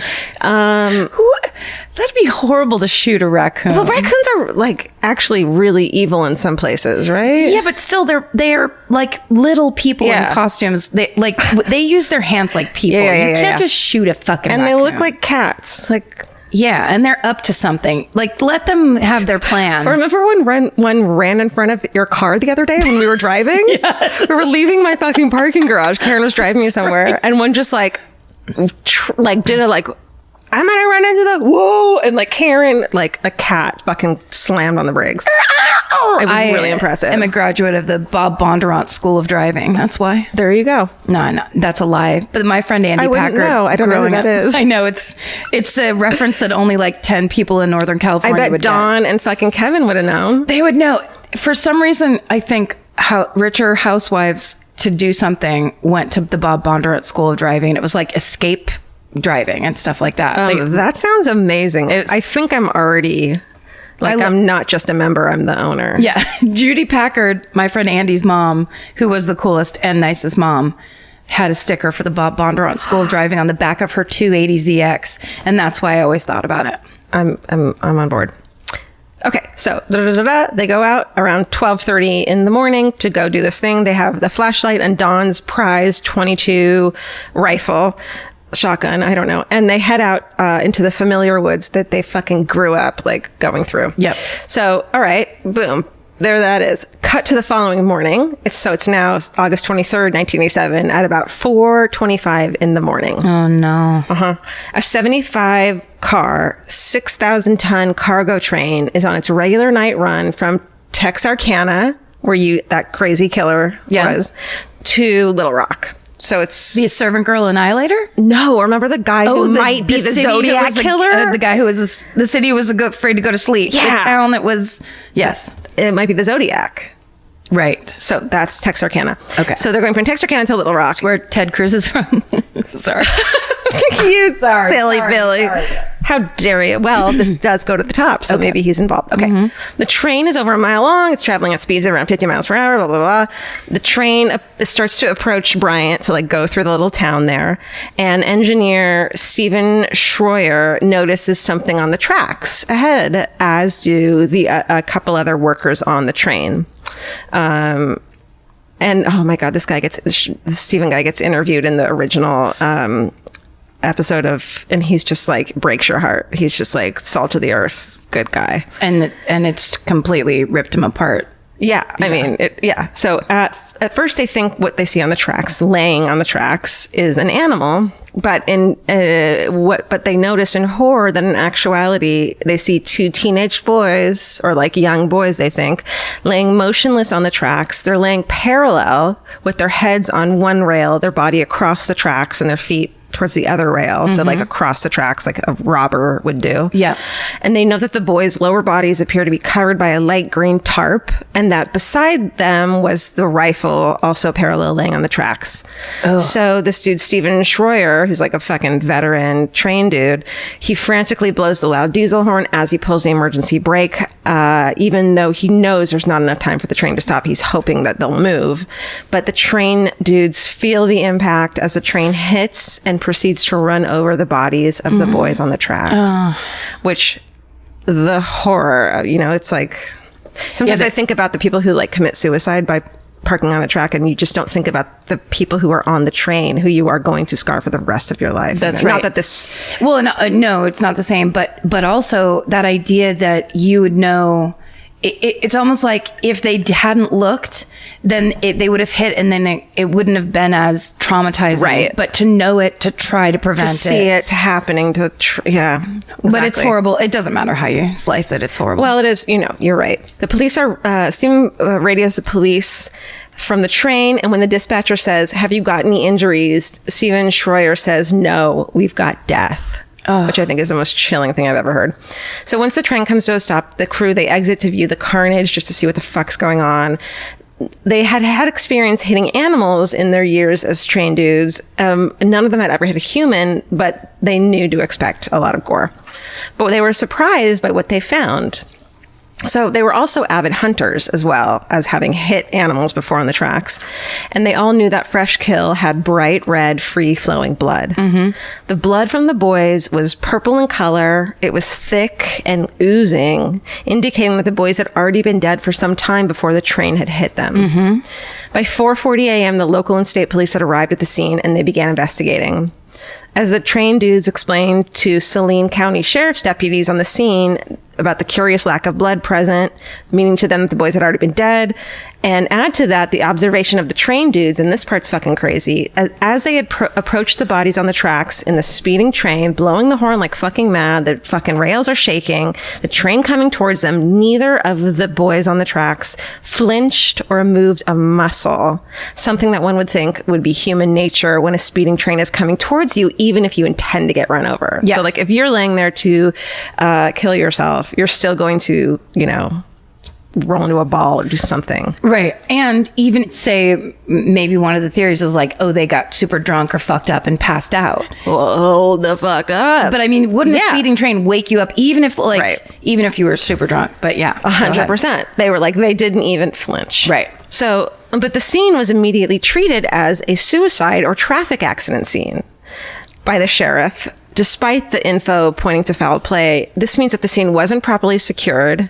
Evidence wasn't properly collected. In fact, the next train that was like waiting to come, they fucking let them come through the scene and plow through the crime scene on its way to its next destination. They were like, go ahead, go through.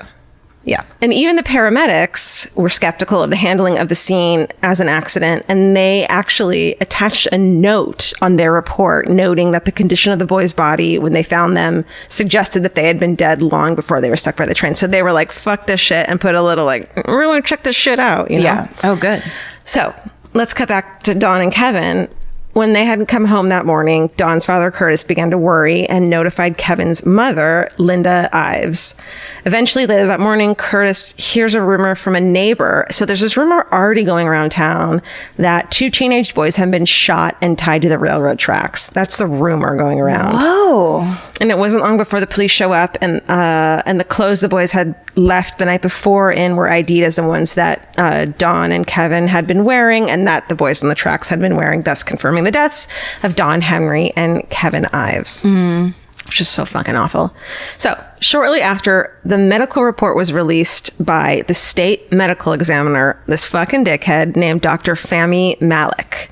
He's an Egyptian-born physician, and he rules the deaths an accident. In his report, he states that at the time of the accident, the boys were, quote, unconscious and in a deep sleep on the railroad tracks. No. Under psychedelic influence of THC, marijuana, when a train passed over them, causing their accidental death. No. He explained that the boys had smoked the equivalent of 20 marijuana cigarettes. Impossible. Have you ever passed out from marijuana? And have you ever smoked 20 joints? Well, and also in what? That was like 4 or 5 hours? Maybe 4 hours. Or so, like, yeah. So, I mean, even fucking 10 hours. 5 joints an hour. Yeah. Yeah. But still, back to my thing of, even if you were stoned to the bone and like couldn't move, Yeah. you're flinching if a speeding train is coming at you. You don't go into a coma-like state on pot, especially fucking 1980s Arkansas swag. Come on, right? Half that shit was oregano. It was fucking oregano stems and seeds and maybe a teeny tiny bit of swag. It's so frustrating. It's like anytime we talk about crimes that happened before 1995, it's like we're talking about it's the turn of the century. Totally. It's nuts. It's nuts. It gets nutser. Okay. The families of Dawn and Kevin are like normal fucking people. So like, you've got to be fucking kidding me, dude. Yeah. What the fuck? So knowing that the boys, they weren't big pot smokers. They weren't bad kids. Although a dime bag was found in one of the pockets of the boys' clothes, but after their return to the parents, which means they didn't really check the pockets at all. So like, the boys maybe bought a little bit of pot and smoked some pot, but they weren't fucking drug, dealers or anything. Hey, listen, Bill Clinton smoked pot. He didn't inhale, but he was around it. Wait, that's foreshadowing. What? Really? Yeah. Oh, shit. Dude, you gave me the chills just now. Okay. Irish psychic. So, the friends who had been in the fucking parking lot with them earlier said that they had enough pot for maybe a joint or two, like a fucking dime bag. But the parents were like, there's no fucking way they would have fallen asleep on the tracks and not heard the train coming. Like everyone who's listening to this right now is saying. Right. Okay. Plus, weird things started popping up that made the families lose faith in the aptitude of Dr. Malik. This dude sucks. First of all, of course, the town goes nuts like over this thing and wants to be looky-loos, goes down to the train tracks to look around for shit like normal people. And a family member, one of the boys, finds on the tracks a shoe with a foot in it. No. From one of the boys. No. Like 2 or 3 days after the accident.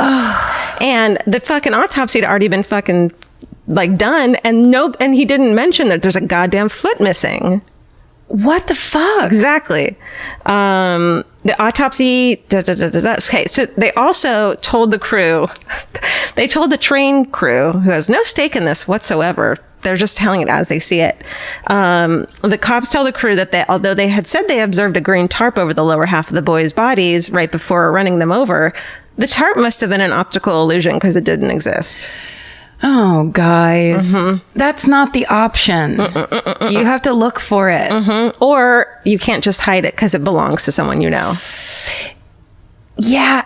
Or it says like the name of whoever. My mind, that's the first thing. The first thing is conspiracy. What's hidden in those woods that those boys tripped over. Is it a conspiracy? Okay. Okay. It's that thing of like, if you're being paranoid, make sure no one's following that person first, kind of a thing. Yeah. You know. You know that old saying. You know that one I love that I watch on Ancient Aliens all the time.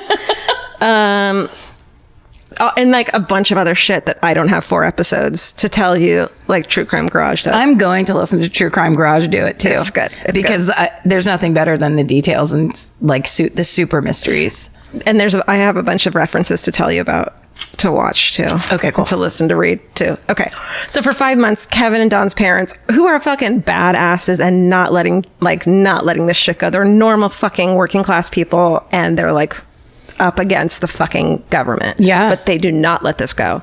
They try unsuccessfully to get the case reinvestigated, and nobody will listen to them. So fed the fuck up, they go to the goddamn fucking media, because they're like, you know, Yes. who's going to listen to us when we yell at you over the media? It's very smart. That's right. The plan works because the next day, after they do this like press conference calling everyone out on their bullshit, the case is officially reopened finally. And prosecutor Richard Garrett had the boys, he's assigned to the case. He has the boys' bodies exhumed for another autopsy.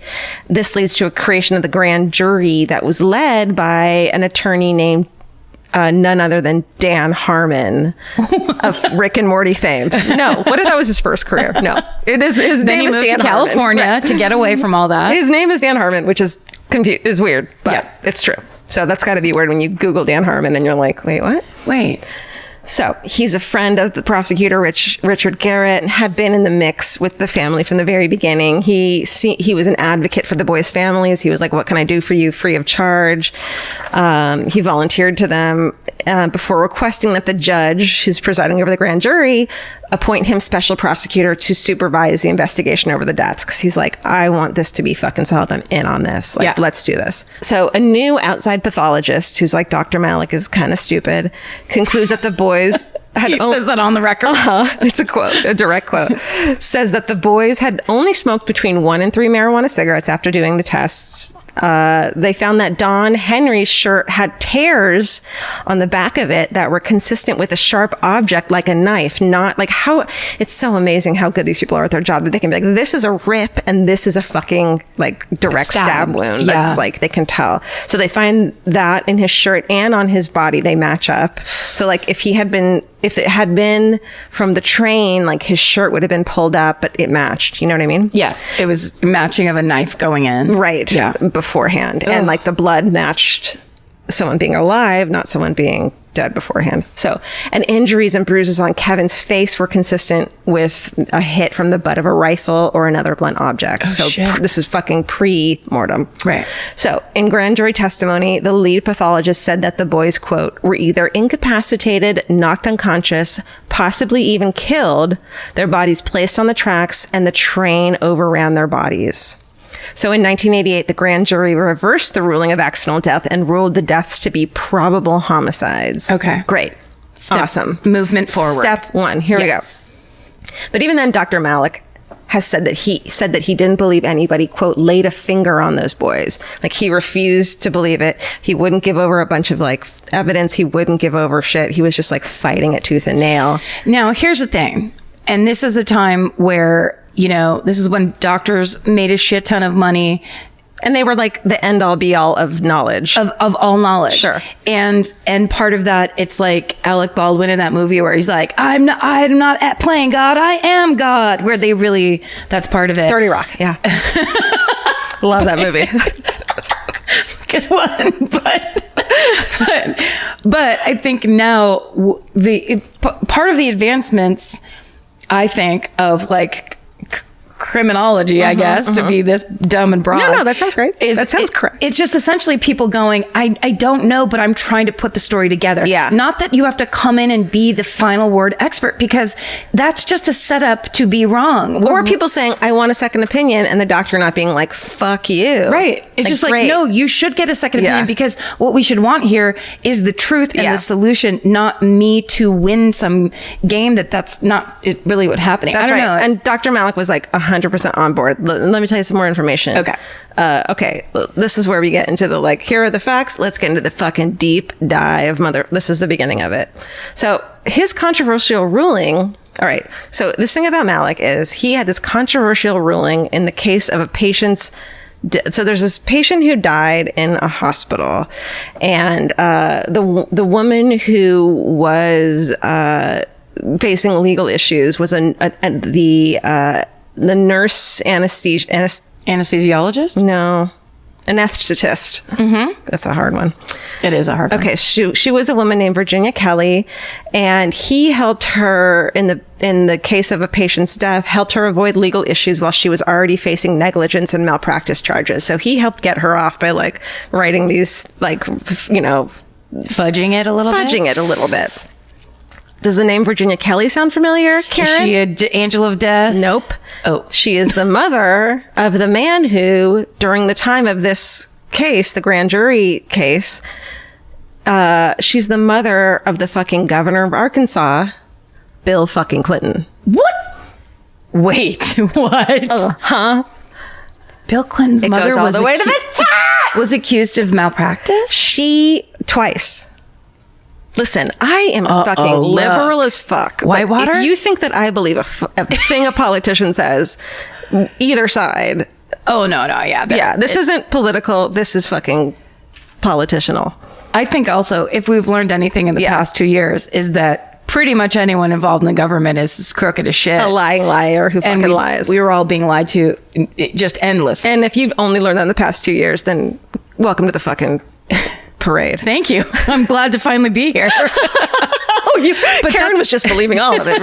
Damn, I really wanted that to not be Bill Clinton's mother. I know. Shit. I know. Okay. But also, if you have more than one malpractice, sorry, we can't afford it. Like, no. The average person. I mean, okay, so there is I want to really quickly say that there is a book, and like, you can't get all this, you can't get all the deep dives and all of this in any of the like articles, and there's like videos and documentaries and shit. You have to read The Boys on the Tracks by this woman named Mara Leverett.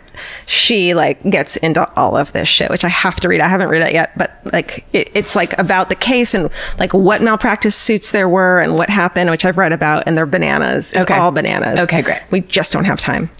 So Bill fucking Clinton, so this Dr. Malik reversed these fucking charges against Bill Clinton's mom. He's the governor of Arkansas. Okay. So maybe that The Boys on the Tracks was Malik's first fuck up, right? Like the first thing that he like ruled incorrectly. Okay. Well, over his career, his rulings and testimonies became problematic in more than 20 additional deaths. No. So he's the angel of death, but just post-mortem. Right. Exactly. There are multiple instances showing that Malik testified erroneously in criminal cases, that his rulings were reversed by juries, and that outside pathologists challenged his findings. And my God, you need to read about it because it's bananas. I'll give you two fucking really great examples. Okay. One case from 1985, a man was found shot dead in his yard. Malik ruled the death a suicide. But this dude had been shot 5 times in the chest. Come on. In another case, a man was found dead in his home, and Malik attributed his death to an ulcer. Okay. But the dead man had been decapitated. Okay. Listen to me. No. Hold up before you listen to me. Hold up, because there's more. When Malik was questioned about this... before you listen to me. Malik said that the man had been sitting dead in his house for a while, and that the dog had chewed through his neck and chewed his head off. What? And that's how he got decapitated, even though it was a clean fucking slice. And the testimony led to the murder lead suspect going free. Sir, what is your... What is your damage? Seriously, I was going to say, may I ask the eternal 80s question, what is your damage? Were you really going to ask that? Yes. Okay. What the fuck? Dude. 100.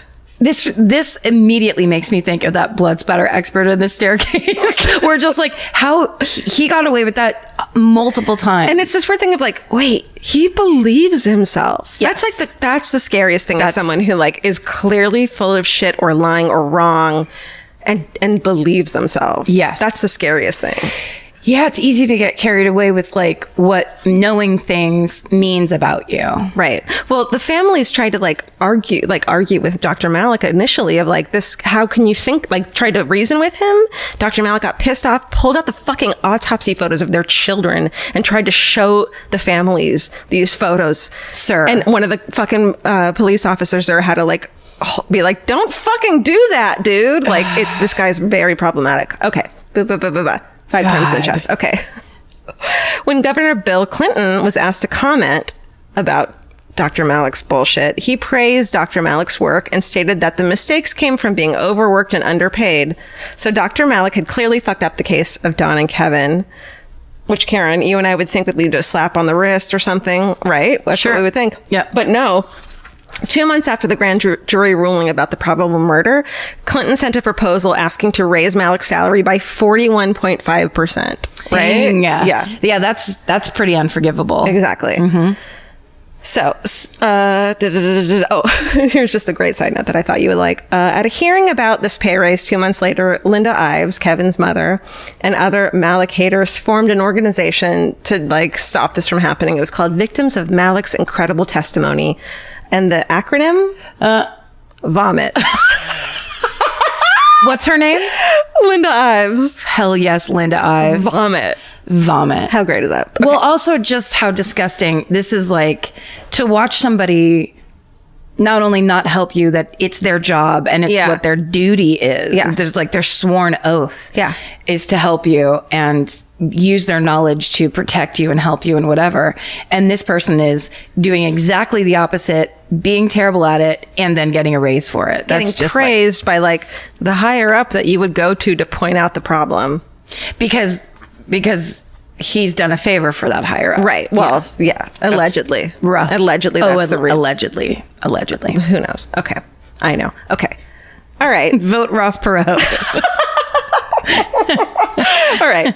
Okay, this has been fun. Let's leave Malik behind. Okay. He sucks. We hate him. But let's dive into a different fucking well. What is it? A well? Sinkhole? Let's dive into a different well, like the girl from the Ring. Yes. And come out with a long black wet hair and a wet nightgown. You will. And it says, I'm fucking married. Fuck you, I'm married. Fuck you, I'm married. All right. Here we go. Okay. Clear ahead. This is a new part. Okay. So there's a police report filed 7 months after the deaths of Don and Kevin that reads, quote, confidential informant states that she has been told that the area the two boys died in is a drop zone for dope. All right. Okay. Here we go. Mm-hmm. So, in the years that surrounded the death of the boys, residents near the tiny town of the tiny Mena Municipal Airport in western Arkansas, it's about 2 hours from Bryant, where the boys lived, Mena, M-E-N-A, the residents had complained about low-flying aircraft late at night. Okay. Here we go. It turns out that Mena was a drug running hub in the 80s and early 90s and was where, and this isn't conspiracy. This is like known. Factual? Yeah, like, proven. Proven? Yes. That, like solid testimony that this is a thing, that this dude named Barry Seal, who was a cocaine smuggling kingpin, operated out of the Mena Airport. Okay. Which is like this tiny airport. It's not even an airport. It makes perfect sense though. Yes. Because you're not going to be bringing it into, Yeah, he's got a little Cessna. I don't know. Is that a thing? Sure. And yeah, it's like a little small place. You drop the drugs, you fucking go back over to tiny town. You pay off people who see stuff and everyone don't like gets it. paid off. Pay everybody. Yeah. Okay. Exactly. So real quick, this about Barry Seal, which like a separate deep fucking dive into this dude. He's amazing. Amazingly awful. Fascinating. Okay. So at the point of the boy's death, he had already been assassinated by Colombians.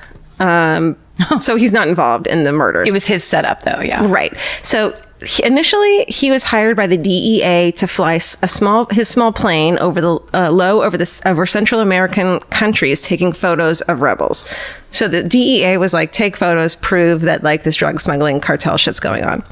But then he became a double agent and began working with the Medellin cartel and smuggling drugs. So he would go take the photos for the DEA, fucking load his car up with fucking drugs.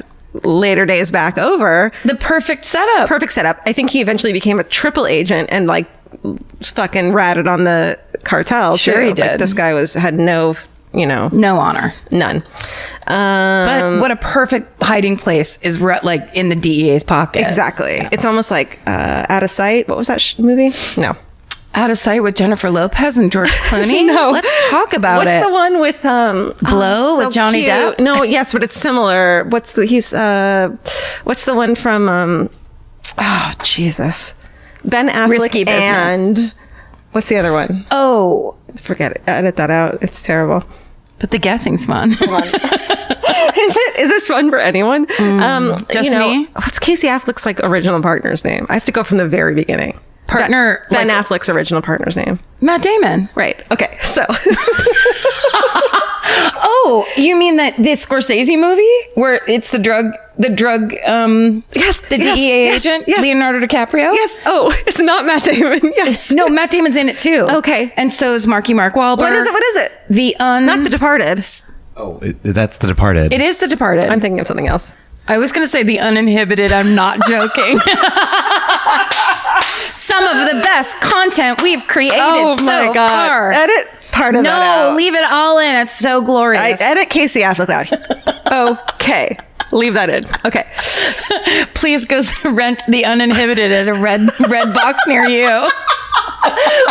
Wear your pajamas. Wear your pajamas. Wear The your Uninhibited Christmas is the pajamas. porn version of The Departed. Catch me if you can. That's what you were trying to think of? Okay, yes. Oh, my Yep. back hurts from laughing. Did you think Leonardo DiCaprio was Matt Damon? Or you were just trying to get there? I wouldn't be surprised if I confused the two, but I think I was trying to go Matt Damon. Got it. Okay. Whew. That was awesome. Anyways. For extra cash. Okay. But of course, the high ups in the government, and it was like the FBI, the CIA, all the DEA, they all knew about Barry Seal being this, undercover agent. And they also knew secretly that he was a double agent bringing drugs back, but they looked the other way for personal gain. And they were like, well, he's doing us some favors. It's like the Iran-Contra fucking times. Yes. Like they needed him. You know Dirty what I mean? times. Dirty Everyone times. could do whatever the fuck they wanted. And actually there's a movie starring, and I wrote this down so I won't forget, starring Tom Cruise that came out like a year or two ago. Risky business. Yes. And that's secretly about, no, it's called American Made, and it's about Barry Seals. Oh, okay. Seal. Did you see that? No, but He's flying in planes. There's a cute blonde wife. I didn't see that one, but there was also a movie that I feel like is a similar plot that had Matthew McConaughey, and he was the pilot. Oh, sorry, that was about gold, not drugs. There's one that was made in 91 that was like one of the old timers. But this is, before. One of the old timers, like a Barrymore? John Barrymore? Yes. Was he in it? Starring John Barrymore. Lionel Barrymore and his brother John. Okay, so the drugs are brought in from South America to these hangars at these small municipal airports, and that one of them was the tiny Mina Municipal Airport. But local authorities who weren't in on the take were still noticing it, so they put up lights and kind of made it so that it wasn't as easy for them. So instead of landing at the airport, they started dropping small parcels of drugs across the state and surrounding states from planes. They fucking made their Cessnas have fucking doors and shit. Okay. So one of these drop sites was supposedly in a clearing near the tracks where the boys were found. So remember, the boys went out fucking hunting and shit, spotlighting. Do you mind if I say one theory that I have? Abso-fucking-tively. Just based on the information you've told me so far, they were out in those woods to do their stun hunting or whatever it's called. And there was cops out in those woods trying to find people at the drop-off, and they killed those boys accidentally and then tried to set it up themselves. Incorrect. Dang it. Well, I just want to throw it out. Incorrect. It gets worse. Dude. Than that. Okay. So in the years following the murder of Dawn and Kevin, a few different eyewitnesses start to come forward slowly, in the early 90s. And when combined, their stories tell the story of what happened that night. Okay. The first person that came forward was a kid named Tommy Nyhouse. At the time of the murders, he's around 12 years old, but he's about 19 when he comes forward finally, or some 18, I don't know. He says that the night of the murders, he was with some friends in the woods by the tracks, and they spotted from the woods and some bushes they're hiding, and they spot a group of men, a couple men on the tracks. And they're hiding in the bushes, and they witness two boys, Kevin and Don, approaching the men along the tracks, carrying their rifles, just going along, doing their fucking thing. And when Kevin and Don saw the group of men on the tracks further ahead of them, the boys hesitate and then start to turn to go around the other way, but they're called by one of the men to come towards them. And when Kevin and Don hesitated, according to Tommy, a shot is fired, and they don't know if it's from Don's gun or a warning shot, something. Whatever happens, Kevin and Don take the fuck off. Yeah. Tommy, this kid, recognizes one of the men on the tracks because his mom is dating him. So he's like 100% sure it's him. The man is prosecutor Dan Harmon. What? Goes back. Remember the dude who was in charge of the grand fucking Yes, jury? I do. And who had saying the same I should name? take care of this?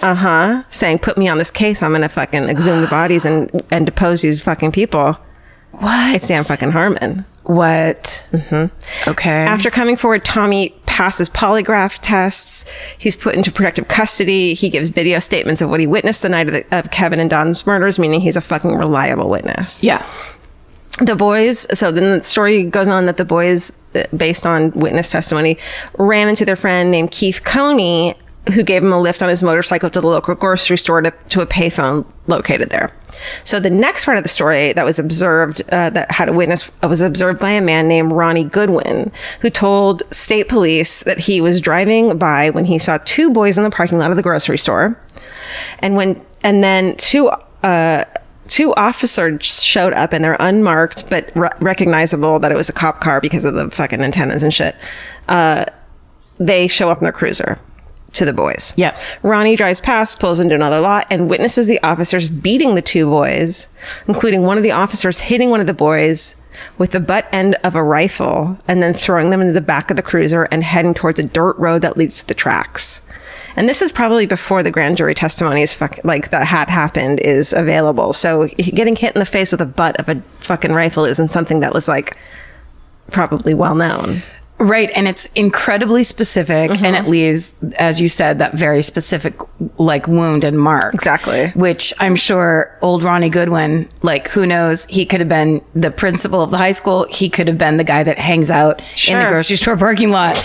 But all of a sudden that's somebody that has a true fact that like can be corroborated. Exactly. Which must be bone chilling to whoever the 90s cop is that's starting to like listen to these stories. Dan Harmon. Oh, you mean the good one, not the bad one. Whoever, right? Whoever's there, who's ever the detective going, yeah, I'll take your statement on this old murder. Well, let me tell you about them. Okay, sorry. They're all in there. It's just so crazy. Okay. So eventually, and you'll read about it in The Boys on the Tracks, there's 3 witnesses that eventually come forward to corroborate the grocery store story.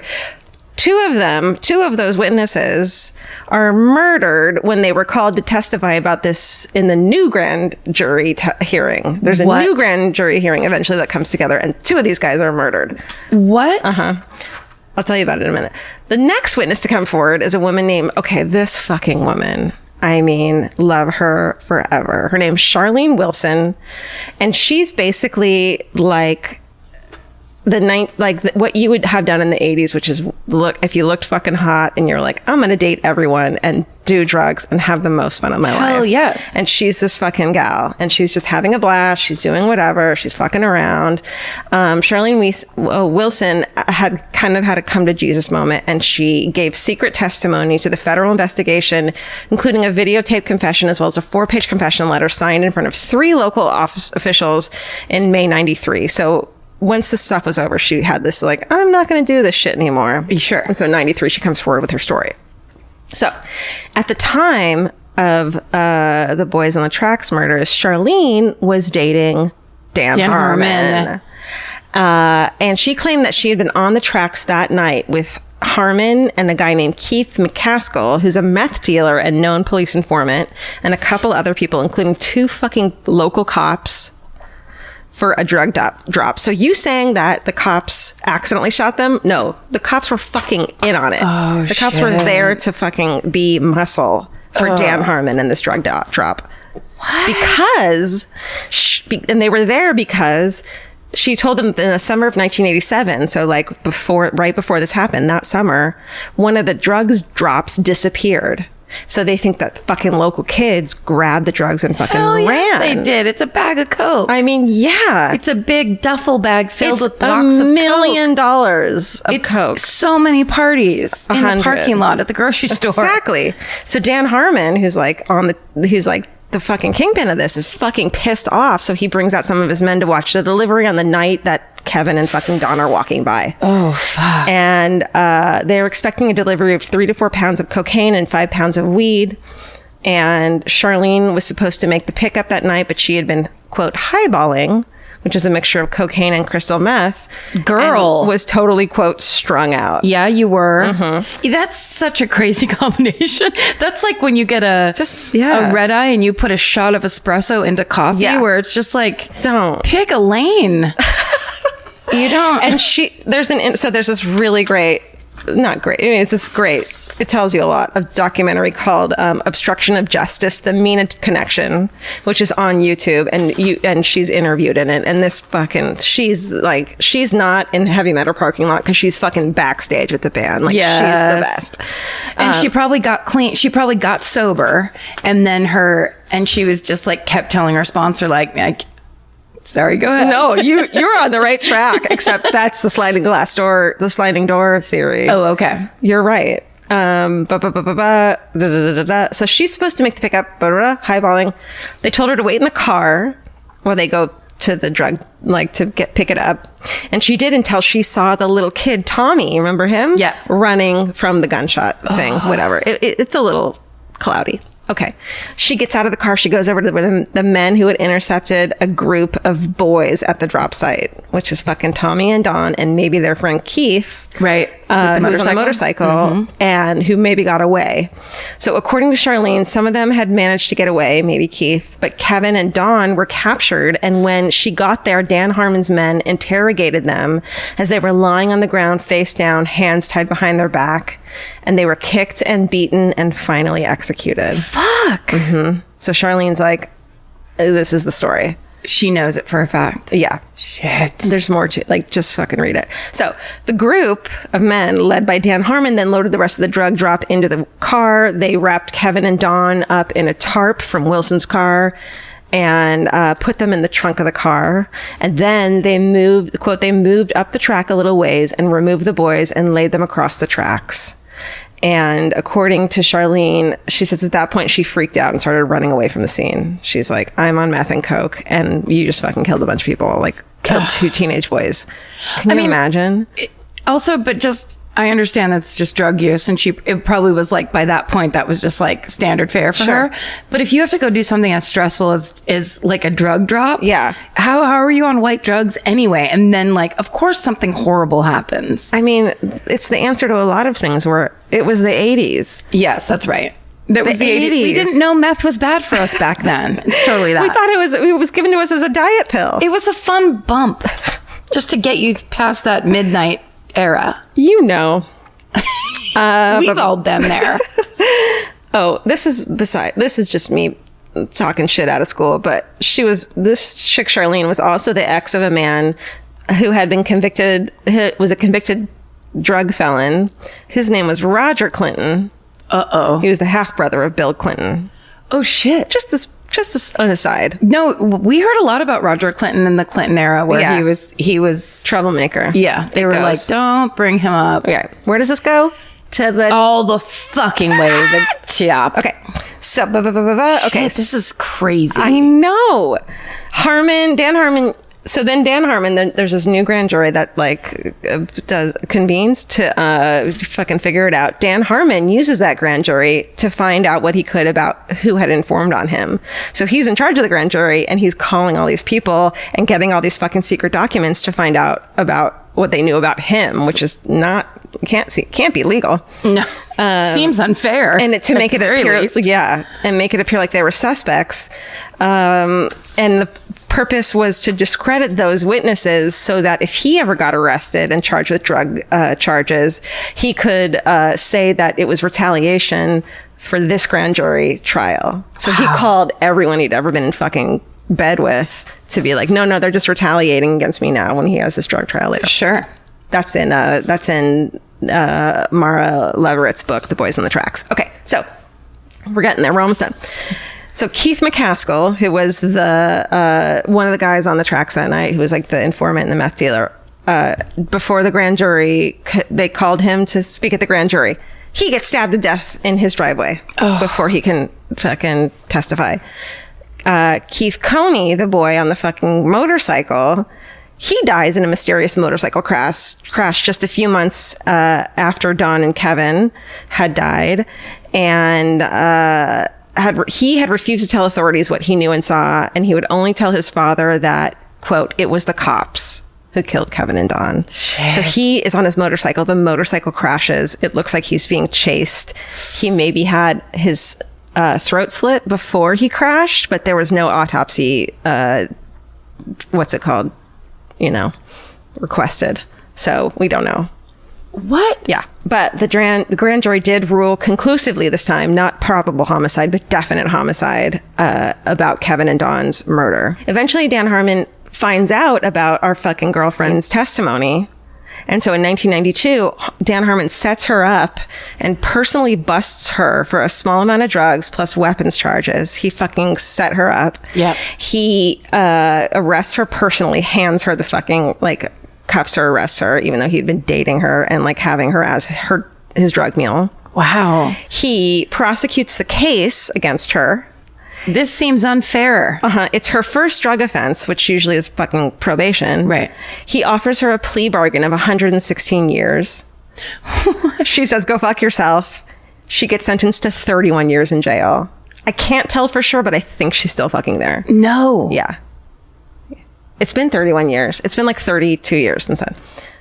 Oh, it's been 30 years. God. Okay, so I don't know where she is. It's hard to find her, which I would do the same thing if I were her. I would be very hard to find. Yes, for real. So when anyone in authority tried to look into the case, including this woman, another fucking heroine named Jean Duffy, she gets appointed federal narcotics investigator in town. She's newly appointed in the 90s. She starts to she's told her hiring command is don't look, hey, just welcome to the office, good luck with everything, here's a fucking cactus or whatever. By the way, don't look into any drug charges against anyone in our circle, anyone in our jurisdiction. Yeah just don't do that. Okay. Goodbye, enjoy your fucking ficus. Which then anybody normal would be I guess I'm gonna just look through a couple of these files real quick. She's interviewed in this fucking documentary, and she's just the loveliest 90s haired woman you've ever seen. Sure. So so she's newly appointed in the 90s. She starts to uncover the cover up of the boy's death. Dan Harmon fucking loses his shit and starts to go on the attack. And when she realizes he's part of it, he leads a smear campaign against this lovely fucking woman with 90s hair, accusing her of everything from embezzling funds to child abuse. And the newspapers and the fucking journalists are in on it. And anything Dan Harmon says about her, they'll fucking print. Yeah. So, then he tries to subpoena her to find out everything she had on him, including secret informants.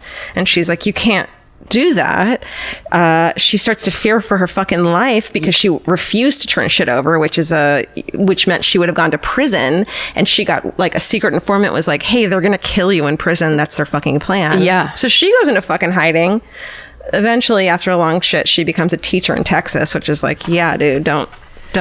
And that 90s hair is it's some weirdly 50s hair. But it's the exact same. But fucking Jean Duffy, that poor woman would have a great career as a fucking honorable person. Instead, I mean, talk about there's a podcast I want to listen to. Yeah. Is all the people that went in to those kind of positions with noble intentions and got caught up in shit like 100%. this. And people quit because she got fired from her job because she couldn't do her job correctly because Dan Harmon was waging this war against her. So 5 of her informants, not informants, but they were cops who were on her side. Yeah, they fucking quit. So those dudes would have had these incredible jobs, and ladies. All right, so almost, I swear. In 1996, Dan Harmon finally gets fucking caught for his shit. He's convicted of racketeering, conspiracy, extortion, and drug possession with intent to distribute. He gets 10 years. He's released in 9 years. And then he got arrested in drug charges again in 2010. I can't tell. I think he's still in prison.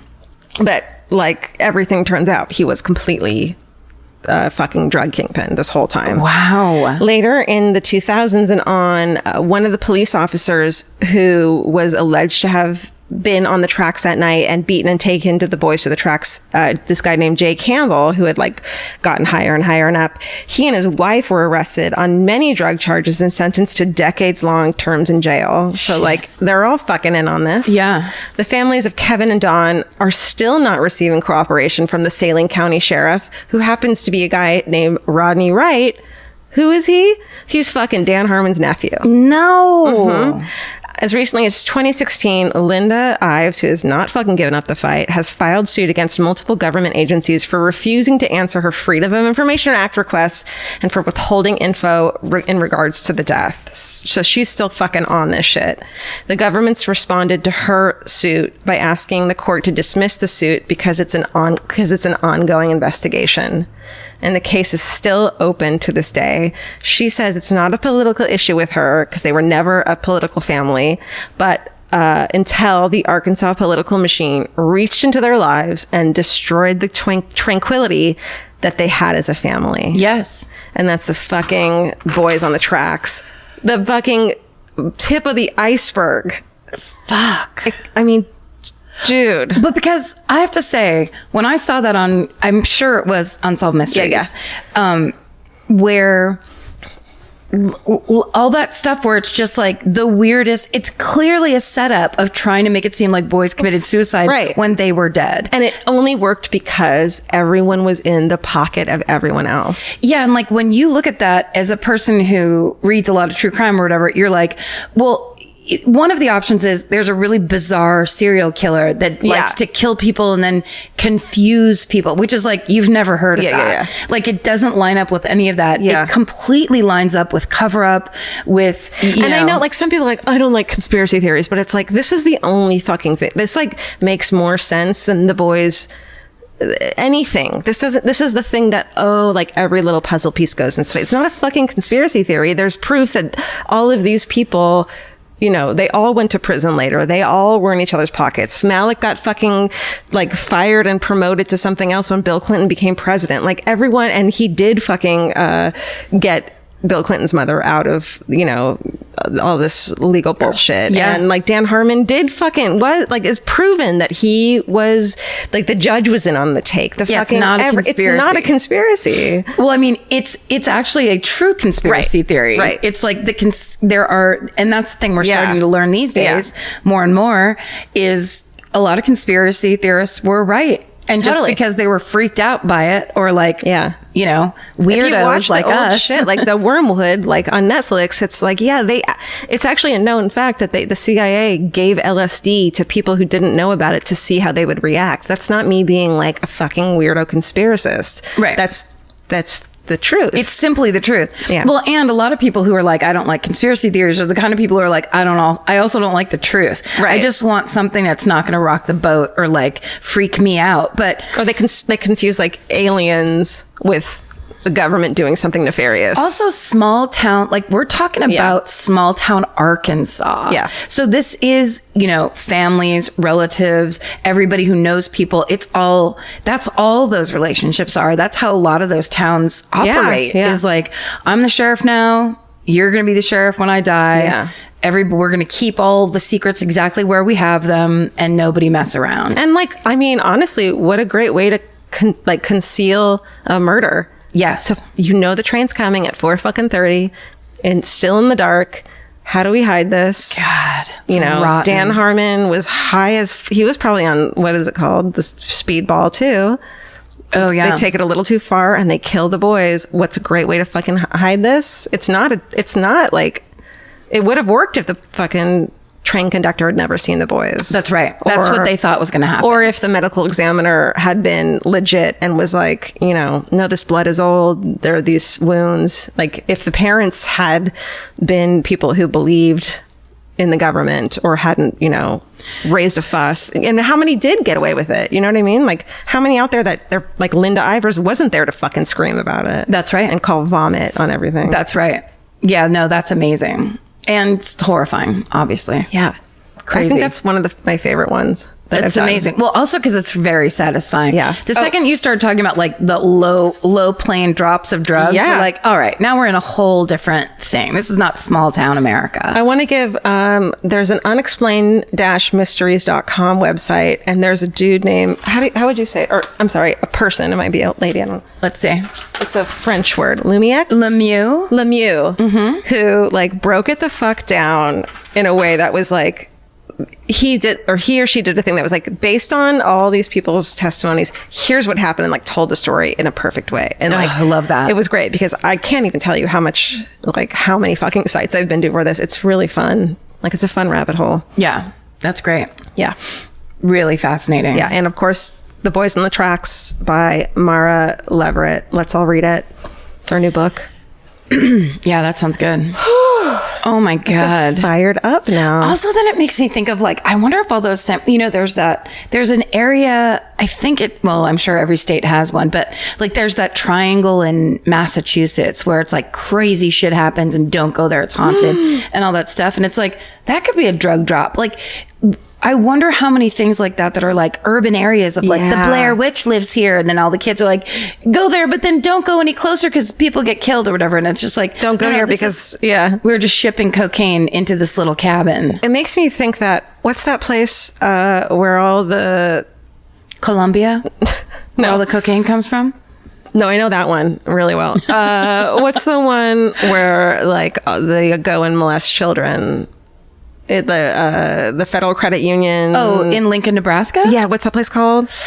The Federal Credit Union? No, it's the name of the credit union, right? No, but yeah, it's the Bohemian Grove. Bohemian Grove. Thank you. That Bohemian Grove's in California. Is that where they go? There's a great last podcast on the left about that whole story. What's the Federal Credit Union that they talk about? No, that's the one that's Nebraska. Johnny Gosh. Yes. Ugh.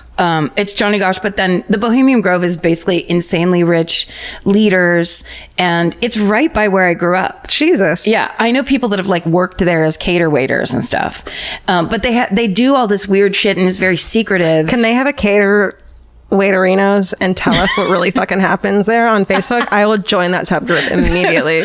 Bohemian Groverinos. I mean, there's people that say the only reason there's people talk about it so much is just because it's all these rich politicians and millionaires and all this stuff. Yeah. And then there's the other people who are like, oh no, they have full-on pagan rituals and they kill children or whatever it is. And who knows what the truth of it is. I love it. It's just also fascinating. It goes all the way to the top, and we're never going to Arkansas. Sorry, Arkansas. I now am not allowed. I'm like not allowed there anymore because of the story. I feel because of how many people you called a fucking idiot in the story. I just implicated everyone in this. And also, Dan Harmon's going to get a text at 2 a.m. of like, I heard that the girls on My Favorite Murder are talking shit on you, Dan. Like Dan Harmon, Harmontown? Yes. Oh, no. Leave Dan Harmontown alone. I went to his wedding. He's a lovely man. We love Dan Harmontown. Yeah. That's it. What do you want to blend right into your hooray? I just have a quick one because this was so fucking long. And it actually blends into the Mansions of the Gilded Age. Yes. Instagram. I actually, Vince tagged me in an Instagram called Cheap Old Houses that I just am obsessed with on Instagram. And it's just someone who posts houses that are under $100,000, but they're like $7,000 to like $100,000, that like old Victorians that you have to go live in like wherever the fuck, maybe fucking Arkansas. Yeah. But they're these, and they show you through the house. So and they're empty, but it looks a little bit like abandoned porn, which I love, but also a little bit like I would change the wallpaper in here. It's just like, it's a deep dive. Check it out. Crazy. Cheap old houses. You could also, along the same lines, watch the movie The Money Pit, starring Tom Hanks. It's exactly that. And Goldie Hawn? And no, it was it's Diane from Cheers. You're right. My friend Jennifer Geary and I watched that movie 100 times. So good. Loved it so much. Loved it. Well, mine this week is I just got super crazy. My friend Dave Messmer, God bless you, Dave. He's been my friend forever. We were college roommates. He told me to watch Schitt's Creek like a year ago, and I think it's because of the title. I was like, I'm not into that broad stuff or whatever. I started watching it yesterday. I watched it for 2 full days straight. I love it. It is my fucking favorite. There's 3 seasons of it on Netflix. It's so brilliant. And it is, it was created by Eugene Levy and his son, Daniel. His real name is Daniel Levy, but on the show, his character's name is David, and his sister's constantly going, ew, David! And it's my favorite. And it's Eugene Levy and what's her face? And Catherine O'Hara plays the mother. I would watch anything they're in. It is so good. It is so well written. And it starts out like, the rich people that fall and then they have to live like poor people, which we've seen it before. So I, in my judgy TV writer way, I'm like, nah, I don't have time for it. It's so hard joke funny. The characters are so good. Crazy. Catherine O'Hara's accent alone, I could watch it. Like, I'm already planning on rewatching all of it. Well, I told you, I was looking through this because you told me that earlier, and there's a Schitt's Creekerino. Wait, where is it? Oh, shit. Shitterinos. SCHITTERINOS. There's a Shitterinos fucking Facebook group. I love it. So you're going to join that. There's Mimi. I'm in it already. Here to tell us it's over. You guys, thanks for listening to this long episode. That was... How long, Steven? This isn't even the longest episode. I feel like, because it was so much fun, it doesn't feel that long. Yeah, that's right. This was great. It was only 3 hours and 10 minutes. Yeah. Thanks, you guys, for listening. Thank you so much for listening. Love you for being here with us. We have the best time. Yep. What a joy. What a joyous occasion. Stay sexy. And don't get murdered. Goodbye. Oh, here he is. The star of stage and screen. Elvis, want cookie? Good boy. Oh.